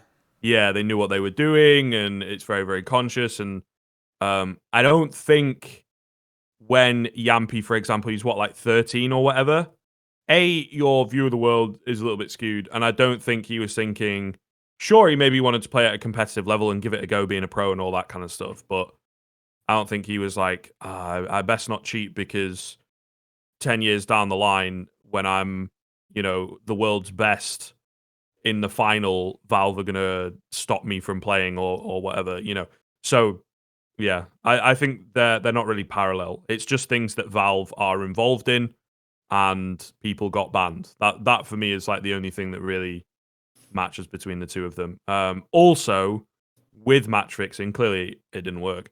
But with match fixing, it's such a dangerous thing that I think you can kind of get on that side of erring on the side of caution with Valve and just listen, guys, get fucked. Also, around that time, there was rumors of a lot of people kind of doing it, even in EU, just because there wasn't that same kind of stability with like the betting companies getting involved and all that. You would take what you could, and you know, the old skin betting was like the only way. So there were like room. I don't know because I didn't really follow like at a high level at that time, but I know that people have talked about there was. So the problem the problem with the iBuyPower thing is like it's been talked about that the ESEA thing, the ban of like strong legs and effies in them was actually spurred on match fixing because I think Richard Lewis has talked about this where it's like it's actually spurred them on because it basically said, look, you're not going to get banned unless you do something really dumb. And I think it's true of the iBuyPower thing too. I don't think that did anything because the sheer level of stupidity and incompetence of the people involved in the iBuyPower throw for it to get investigated, and it took that long for them to get banned. So what does that say to me? If I want to throw, get someone to pay me in cash.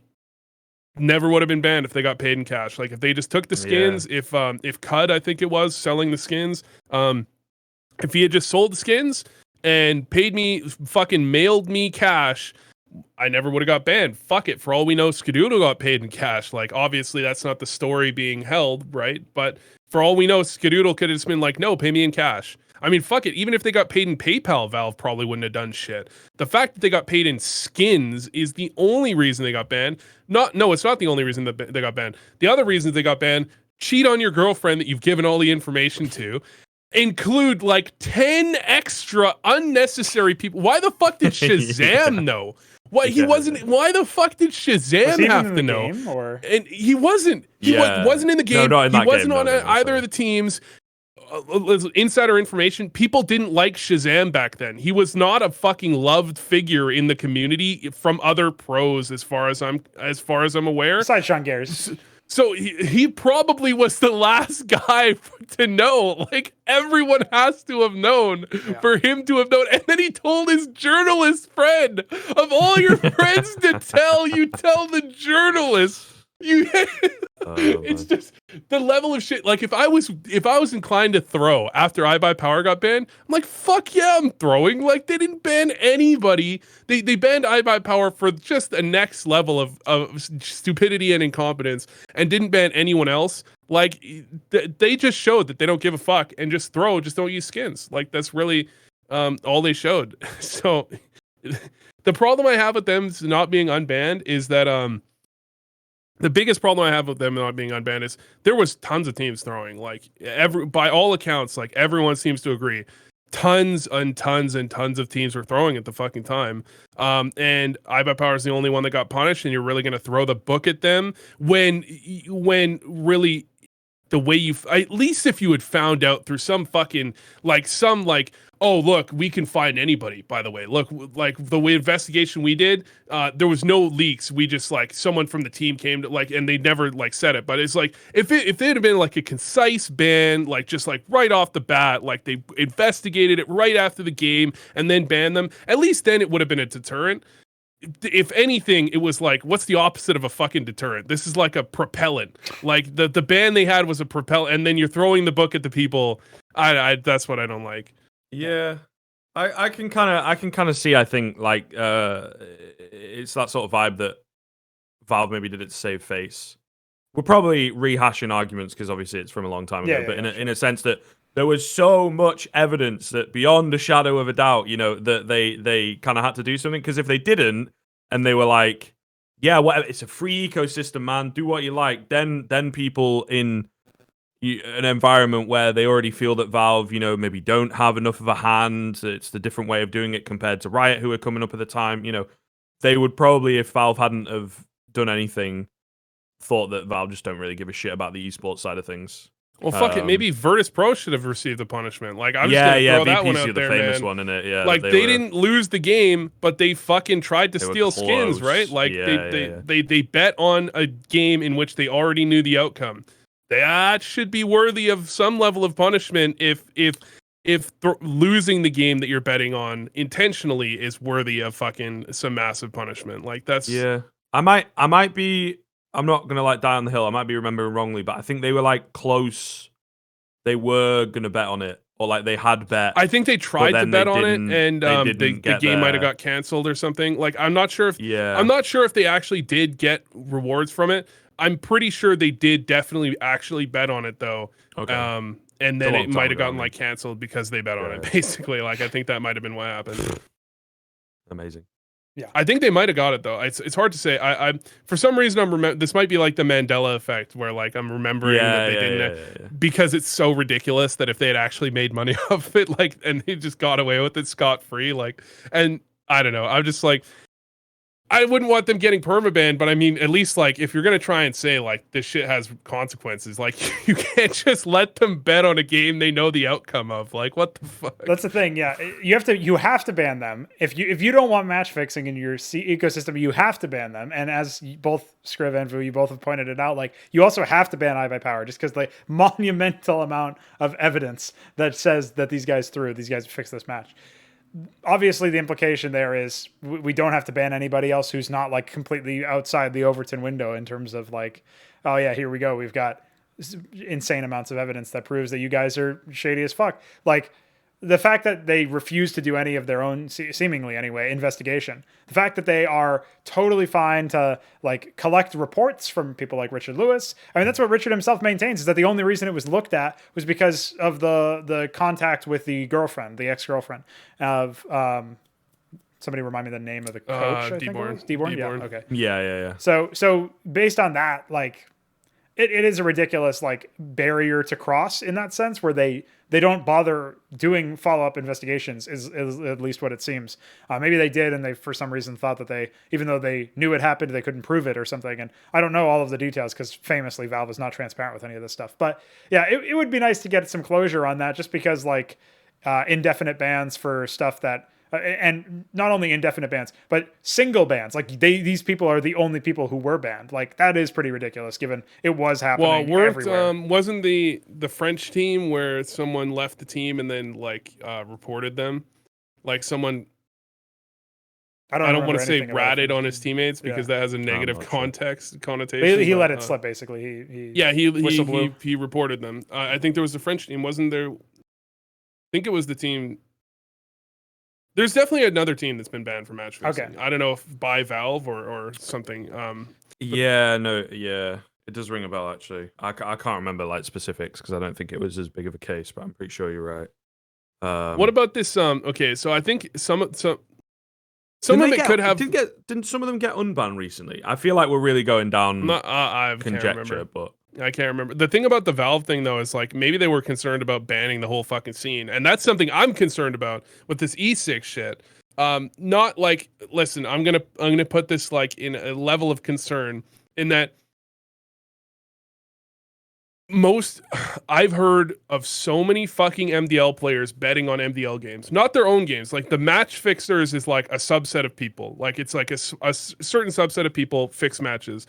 A much larger subset of MDL players bet on their own fucking, not their own games, bet on their own league or EU MDL or Australian MDL because they're not professional players. Valve made one statement on you shouldn't bet if you want to be a pro, like, and ESIC hasn't really been talked about until recently.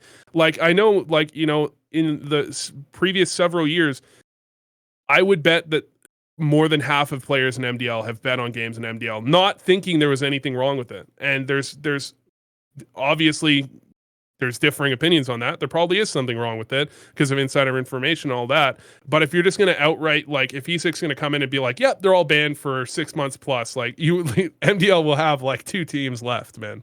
Yeah, Hardline's the way to do it though. Like that's the way that they do it in conventional sports, isn't Zlatan Ibrahimovic, who's like a pretty legendary football player, soccer player. Oh, is that the guy that headbutted the dude?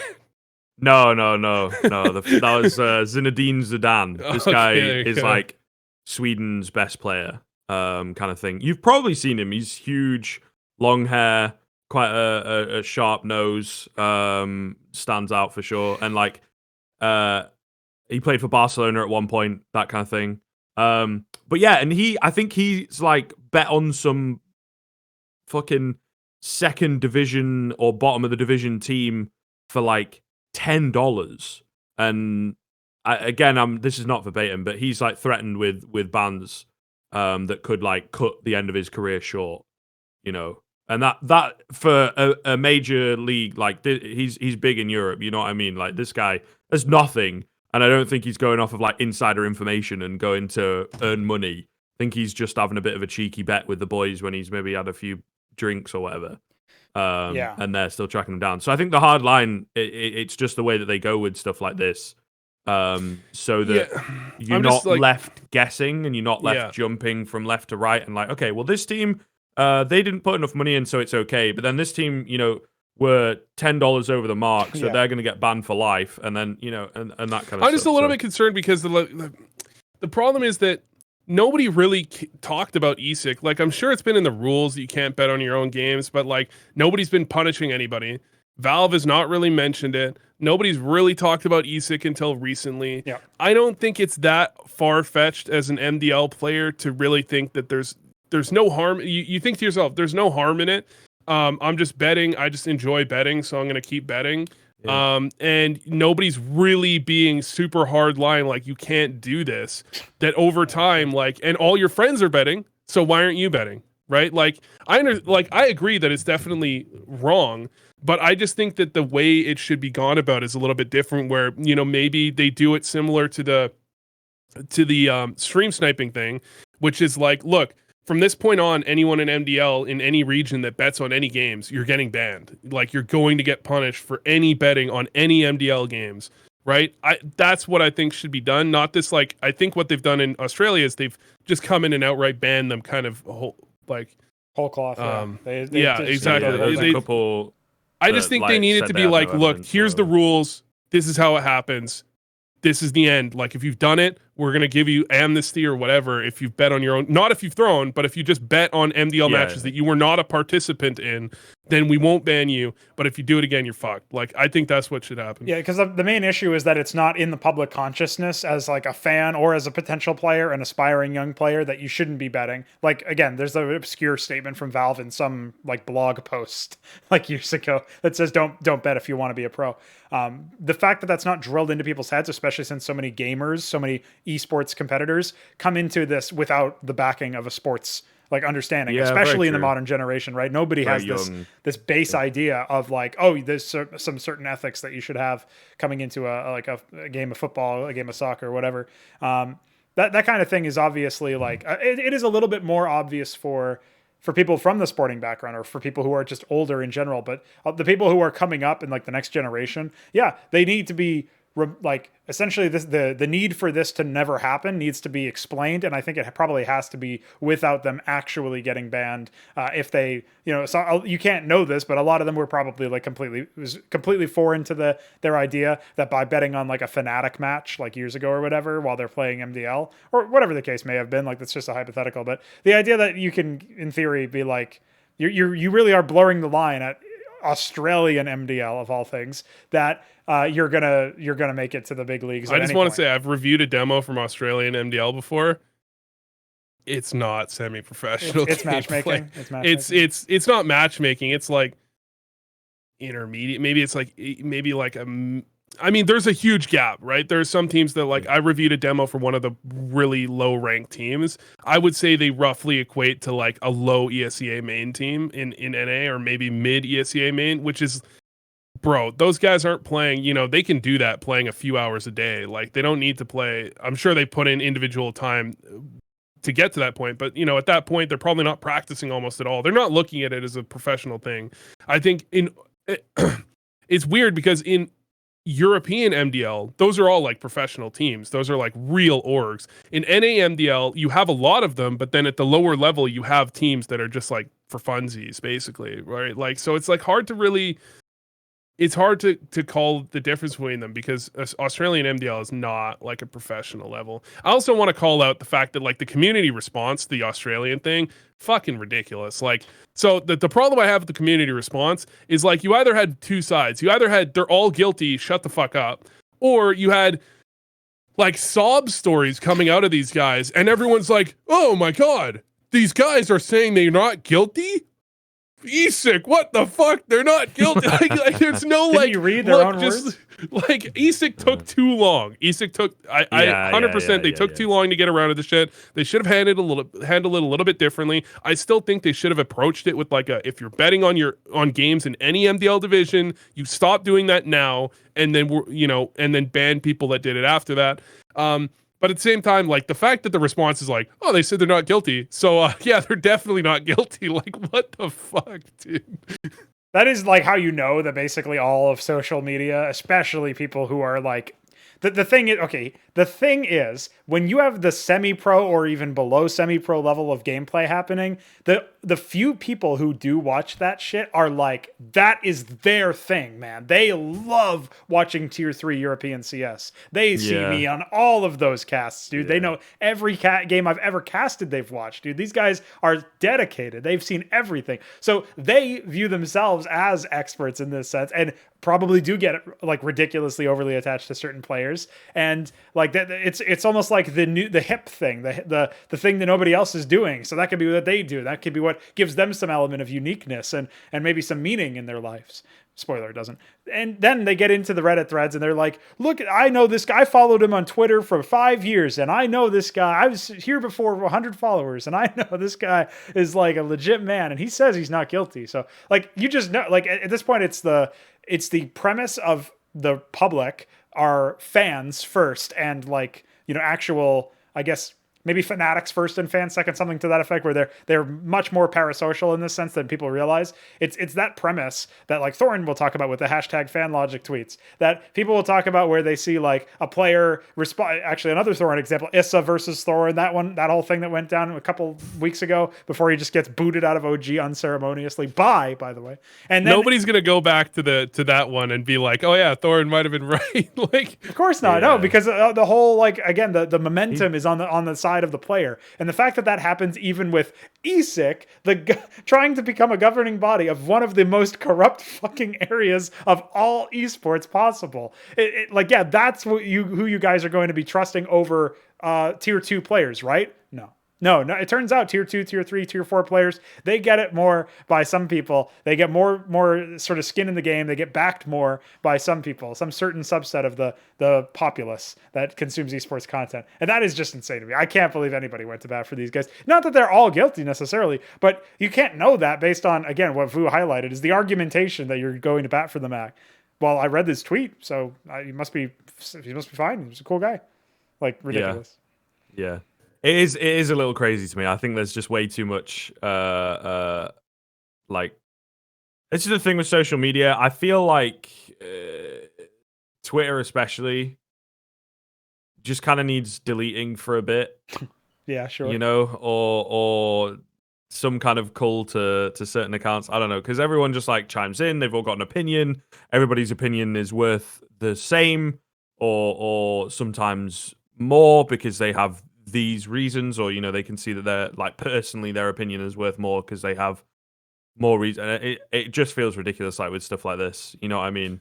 ESIC are doing an investigation. Maybe it's taken a little bit too long. Maybe they haven't put the evidence up yet. But I mean, do you really think they would just come in and be like, okay, we're gonna suspend you and then probably ban you in time, and then 6 to 8 months down the line, it's like, just joking, don't actually have any evidence, So it just seems kind of crazy. I do agree with Vu, though. I think it's a really good point. ESIC are moving a little slowly. Yes. But there's a lot going on, and a few good points. I think I did see this from a random Twitter person, to be fair, so, credit to that.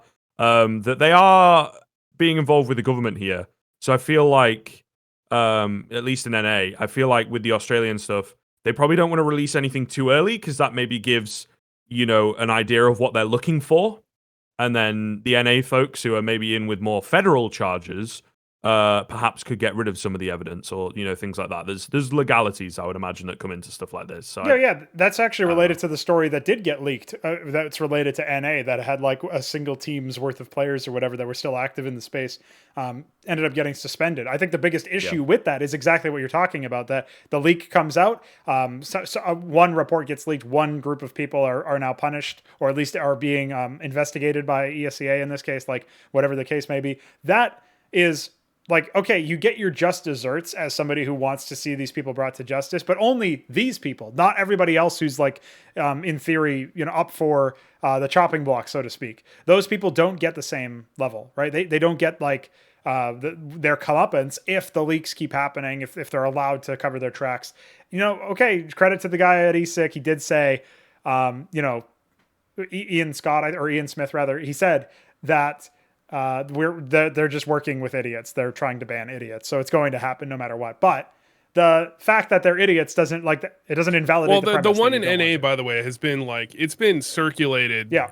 People, it's like one of the guys on the open team made a secret, as far as tweet I can about tell, it. yeah. One of the guys on the team made a tweet about it in like November or something, like months and months and months and months ago, saying like, you're going to see something like I wasn't involved or whatever the fuck. Like, it's been well known about for a while.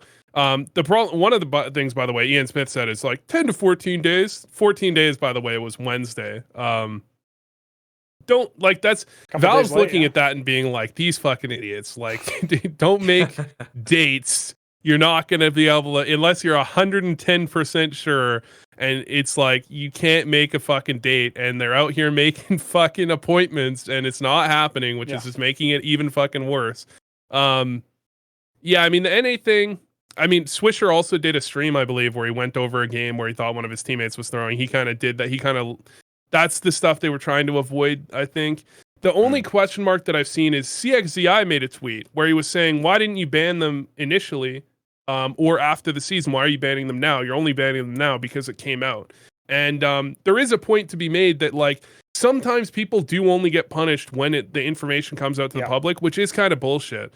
I don't think this is one of those cases, though, because I think in order to ban them, you would have to have the recording be public. Otherwise, you would just get too much community backlash. And if you don't think it's pertinent to make it public at the current moment, then you can't ban them until it gets leaked, basically.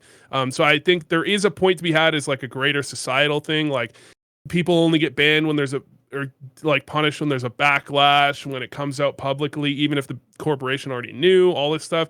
I don't think this is one of those cases. I think ESEA acted correctly, in my opinion.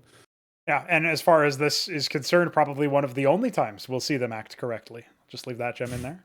And yeah, I don't know. What do you make of this whole situation, Skriv? You got any sort of closing thoughts on us now? Because there's so many other angles we could go with this, but we are bordering on that 3-hour mark, that all famous one.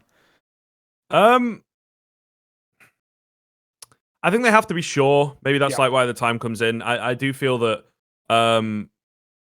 with terms of the betting, which would be, in inferring a little bit weird, maybe they are influencing, or they've got like insider information, which when we look at finance, usually that's not allowed, but also kind of unavoidable. I feel like there needs to be like a clearer line there, because in future there's probably going to be people who come along who have perhaps forgotten about like Strong Legs that was, relatively famous in that sense at the time. So I feel like there needs to be a clearer line there. In terms of banning match fixers, I don't know. I'm a little bit hardline on it. I think I've kind of highlighted that. Timing is definitely a key thing. They really do need to get it sorted in that sense, but I'm not sure. I think community kind of just needs to stay out of it ultimately and let the wheels, the cogs of the machine, that is ESIC, work their potential magic. I don't know. I say that lightly because I am a little bit apprehensive. I do think, they've been around for a little while. They've not done an awful lot. This seems pretty hot, but there is potential for them to get it wrong, to get it deadly wrong. And first impressions are pretty important with a big case like this for me. So yeah, I at the same time though, like in terms of just match, I feel like get rid of them. Sure. Yeah. And honestly, you're probably done if you get banned from ESEA. you then can't get to Pro League. That's probably it. Do you know what I mean? Especially if you're an NA player. So I get Vu's worries in a sense that there's not going to be too many teams left. But I don't know. Well, it's not like I'm not worried about the match fixers. I don't care about them. It's just the guys that are just betting. The guys that are just like they're in NAMDL and they're betting on EU MDL, or they're in NAMDL. It's a little bit more gray betting on NAMDL. I think betting on EU MDL, like you probably shouldn't do it just in general because otherwise, like there can be like cross border talking, right? But like NAMDL, it's a little bit more shady. But it's like it's just shit's kind of normalized. Like I know a lot of people that just talk about betting. They're MDL players and they just talk to their friends. Bet, so they keep betting with their friends. They watch games. They hang out talking about games, other games from other teams, and they're betting on it while they do it. Those are the guys where I think it's a bit of a gray area, not because like there's no rules against it. It's just it's like if you write a rule in fine print on a contract and the guy signs the contract without reading it, like, yeah, he should have fucking read it. And he also should have fucking known, like, this is stuff you shouldn't be doing. But it's just like, do I want those guys to like have their, career ruined? No, like a lot of clueless kids at MDL. We'll put it that way. Right? Yeah, I think they're frankly idiots that because they're dumb, they didn't necessarily mean to be malicious. That's all I'm saying. Yeah, and that's the difference, right? Maliciousness versus like intent, basically. Yeah. Do you maybe like suspend them for a season or something like that? Yeah, I think they'll get a short suspension. I think in the Australian one it was like 6 months. But then what they did is I think all of those ones that were just people betting on EU NAMDL, I think those ones are the ones that got revoked recently. Yes, because like 25. I that's the thing, because I don't think they should be doing it. I would like them to be banned, but only the guys that have been doing it like after. Like, I just think it should have been like, here's the rules, you fucking idiots. Read the rules. Anyone that breaks this rule from now on, you're fucked. Like, because I think like 2-3 seasons ago, it was just like, it was so, you really had to have a really strong moral fiber to not bet on games if your whole team was betting. You know what I mean? Yeah. I feel like the thing is as well, they have to draw a line in the sand, because maybe a little bit like what you're saying about it being revoked comes from community backlash. If you don't have like a clear area that this is the line you cannot cross, or you receive punishment, then community backlash is an effective tool. Maybe I don't know. That's something that stands out to me a little bit, that we do just need a ruling on this kind of thing, and where it stands and how much you can do with it, or if at all, that kind of thing. So. Yeah, something from ESIC alongside this investigation to say, okay, here's a weird grey area. I would probably presume that indeed, like you're saying, it's like, look, if you've done it in the past, whatever, we don't really want to know about it. If we haven't caught you or whatever, if we have, here's something kind of soft compared to match fixing, but just so you know what you did was wrong. And now in future, here are the punishments that are a bit more severe than the ones we've just handed out, because you now know you can't do it. One of the things that really gets me is with the coaches that came out, they even banned coaches that, like, by every eye test imaginable and by all testimony imaginable, didn't do it maliciously. It was people like Gary. It was people like Robin from FaZe Clan. It was people like his case was literally he got the bug and then they got 16-1'd by Astralis. Like, okay, he probably didn't use this to his advantage. And he says, like, he's got his own testimony. He's got people who back it up or whatever. Those people still get banned. And you have to do that because you have to maintain that you broke the rules. We have to show that we are impartial, that, if you helped us with the investigation, whatever. I still don't think that makes any sense, to be honest. But okay, how does this hold with the stream sniping thing, though? Yeah. So this is the thing, right? This is kind of what I'm getting at. Is it's very confusing. ESIC are confused for me. Is that like they come out with the bans against the coaches? They say you guys are fucked and you guys did something bad, or like the correct method was this. If you didn't have malicious intent, you should have reported this to us and you should have instantly disconnected from the server. Not us, ESIC, but us, like the community or Valve or whatever. And I mean, it's almost kind of like the fact that it had to blow up in this way. It further underlines Vu's point about how things need to get into the public consciousness for any sort of resolution to happen, almost ever. And we talked about it with Valve, with Dborn and his girlfriend. We talked about it now with the coaching stuff. It seems like this is pretty consistent, is that the news story has to be out there and it has to be a little juicy, has to catch some headlines. 37 coaches from professional CS banned. And again, not all of them tier 1, but a decent number of them are.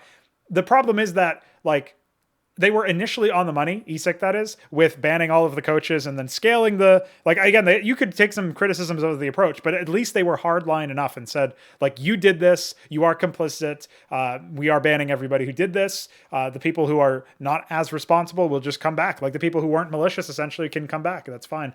But we have proven that you have done, the coaching bug happened to you and you did not disconnect from the server, and those are the only two criteria we really give a shit about. It doesn't matter if you got 16-1 and it doesn't look like you were using it at all. What matters is that these are the circumstances that happened, and that's our criteria. It feels like they've been a lot less like hardline, a lot more flexible with their upholding it. They should have disqualified Vitality for the stream sniping incident, because it doesn't matter if the intent was to use it. It doesn't even matter if it was used, just like the Robin case. The point is, at Flashpoint 2, they made a statement and said, we are once again underlying our zero tolerance policy. That was the first time their zero tolerance policy had one tolerance, and now it has two tolerances, apparently. So it's very much not a zero tolerant policy. Like, you guys really need to get this sort of thing taken care of in that sense. And it doesn't feel like they've corrected the record at all with this Australian stuff coming out and revoking the bans. Yeah, the players probably shouldn't have been banned, maybe for as long, we could say. But yeah, you have to say, like, you broke a rule. You may not have known it was a rule, or you may not have, like,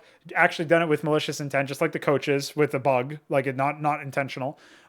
Just like the stream sniping where somebody was a bad employee and didn't turn off the TV or whatever the fuck. Like, we can't prove intent necessarily unless we have some circumstantial evidence, in which case you're fucked and you're not even in the conversation either. For me, that's the most important thing, is like they are not consistent with the way that they've handled this basically at all. And I think that ESIC really do have to tighten the ship, because they were already leaking, if you remember, leaking in the allegory of like tightening the ship, right? They were already sort of taking on water when they tried to ban Godsent from professional play, because Godsent had the temerity, the new FPX roster, Godsent had the temerity to hit tab and then right click. And that was apparently against the rules. No, excuse me. You right click and then you press the extra stats tab, and then you've got the information. Okay. There's one extra click. You don't just right click. Yeah. There's you don't just right click, Philip.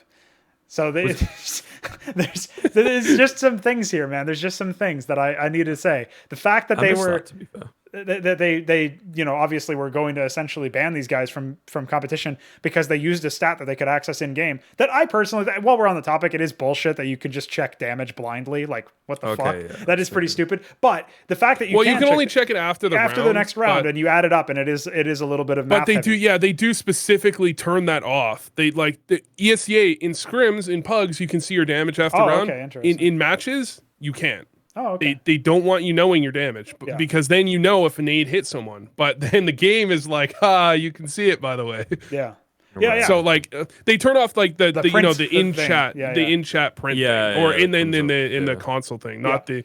They can't turn off the in-game thing, I assume. Yeah. So that's the thing, right? And the fact that they've been so weird with a lot of this shit, and the fact that they've just been objectively wrong, like by all accounts, that Godsent were using an exploit to get this information or whatever, like, there are enough things now that are red flags, or maybe like bordering on red flags, especially the being flexible with the punishments and quote unquote zero tolerance policies. For me, those are the biggest issues with ESIC at this point. And I think they're kind of plainly visible now. And I don't think that you people should write off the company entirely. Obviously they do take quite a long time, and they are overloaded and overworked, and you're bound to make some mistakes, but you got to be honest about the mistakes. Like, I still want them to succeed. I think them succeeding would lead to, it would yield a better esport. It would yield a better scene, but you have to be straightforward and say they did fuck up a few times, right? So that's kind of where I find ourselves at as far as the ESIC things goes. And I think that the Australia match fixing, like being a little bit more lenient than they really ought to be by all accounts, might even send the wrong message that it's okay to actually do this betting, especially if you don't get caught. But if you do get caught, like, and it was in another scene, like, I don't know, it doesn't hold the same power to me, knowing that they were still banned, that they made a statement saying you are still banned, and here's why. Anybody doing this now will get even harsher punishment, or the same punishment, or whatever the case may be, right? Like, it doesn't feel like you have to control for intent, but not to the point where you just remove the punishment entirely. I think that sends the wrong message, personally. Yeah, it's a strange one. I feel like more recently they've been concerned with optics and politics, which sometimes is the case with governing bodies, again, within sports, and all that kind of stuff. They do from time to time bend, and sometimes massively. FIFA, like a few years ago, right? There was all like the bribes and shit going on. So, yeah, I kind of get it, but well, no, I don't kind of get it. I see what is changing. Sure. I don't sympathize with it. I think that they should stick, for me, to that more hardline approach. Not ridiculously so, but at the very least, stand by the decisions that you're making, and have them make sense and a bit of an argument behind them. So I don't know. For me, we'll see how it goes. They've had a few bits and pieces here and there. I think stream sniping is kind of weird, you know, and I do get just removing it, but at the same time, is it something that they really want to go into deeply? I don't know. It seems almost lazy to just not really like investigate it massively, but it didn't have too much of an effect. How can we know? You know, they were very, very quickly called out on it, and you know, all that kind of stuff. I mean, the Vitality one was the whole game, wasn't it, or whatever? Like there was an entire map or some shit. I think it was like multiple days, actually. Believe it or not. Okay. It was well, yeah, like they there you had go. nobody even noticed it until day 2 or 3 or something. Right. So stuff like that. I think it's weird because you know, getting into it and you'd have to watch like all the player cams and just for one game. And I feel they made it quite clear that okay, let's just get rid of this completely. You know, just ban. Well, not ban, but you know what I mean? Don't be an idiot. Have it turned off, like even if it is behind you and it's just on because you're in the facility. But I feel like moving forwards, they just need to stick with their decisions. And like I say, this big match fixing, betting side of, but mainly the match fixing, right? Like they need to hit that nail on the head. Otherwise, I think they're going to lose a lot of credibility. You can give them a few benefits of the doubt in places with isolated things that happen, but it does feel to me more recently they are just moving towards a bit more of a political decision, if anything, you know, the optics of what they're doing, you know, is becoming more important. They don't want to piss off the wrong organization or you know annoy ESEA in this case, and things like that, or set a weird precedent that only applies to ESEA. Well, why doesn't it apply to Flashpoint qualifiers, guys? Sure, We're not going to listen to you. You know, we're going to come up with our own rules and governing body that matches our questionable ranking system, you know, that kind of stuff. So I'm not sure. Any sort of closing thoughts on this one, Vu? No. Astralis is bad. That's all I've got. Astralis is bad. Liquid has been shady. Liquid got 14-1 on CT side of Nuke. And Dignitas looked really good, other than the fact that they looked like shit because their jerseys are the ugliest pieces of fucking garbage I've ever seen in my life. They're so shiny, they look gray in the pictures. They're god awful, absolute trash. Dignitas actually looked pretty good, but then there was Liquid making some mistakes that were like really basic, shitty, like basic rotational mistakes where they were just doing shit they couldn't do. So Liquid has looked like meh. Astralis has looked like shit. And I love Gambit. Okay. There you go. That's a pretty good summary. What do you got for us, Skriv? Any sort of closing remarks?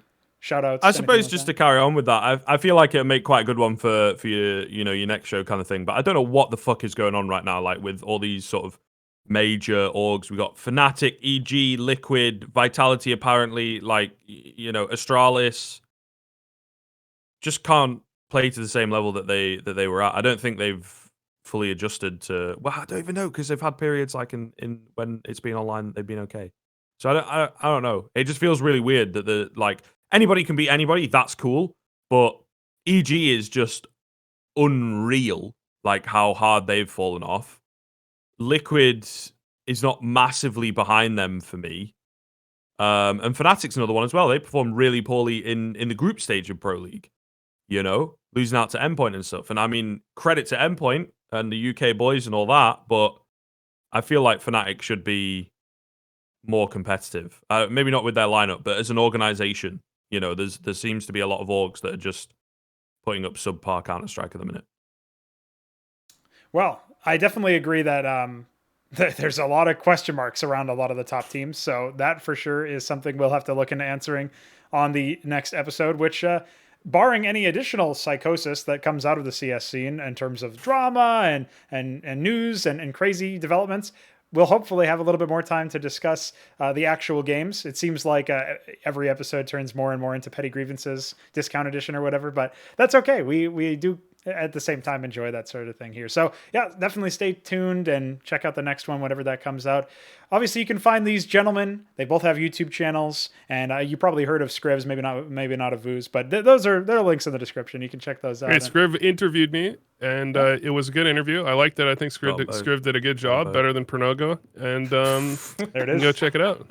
There it is. And if you want to check out my interview with Vu, you can also do so on this channel. But first, you should watch Skriv's, of course, just to compare the two. Just see which one sticks in your mind more, I guess. Well, I look a lot better in the one with Skriv because I have a camera instead of a webcam. Yeah, he just waited like a month, and then that was the timing is everything. Timing is everything, especially in esports. All right, guys. Well, thanks everybody for joining us for this big long episode, and we will be back very soon with another one.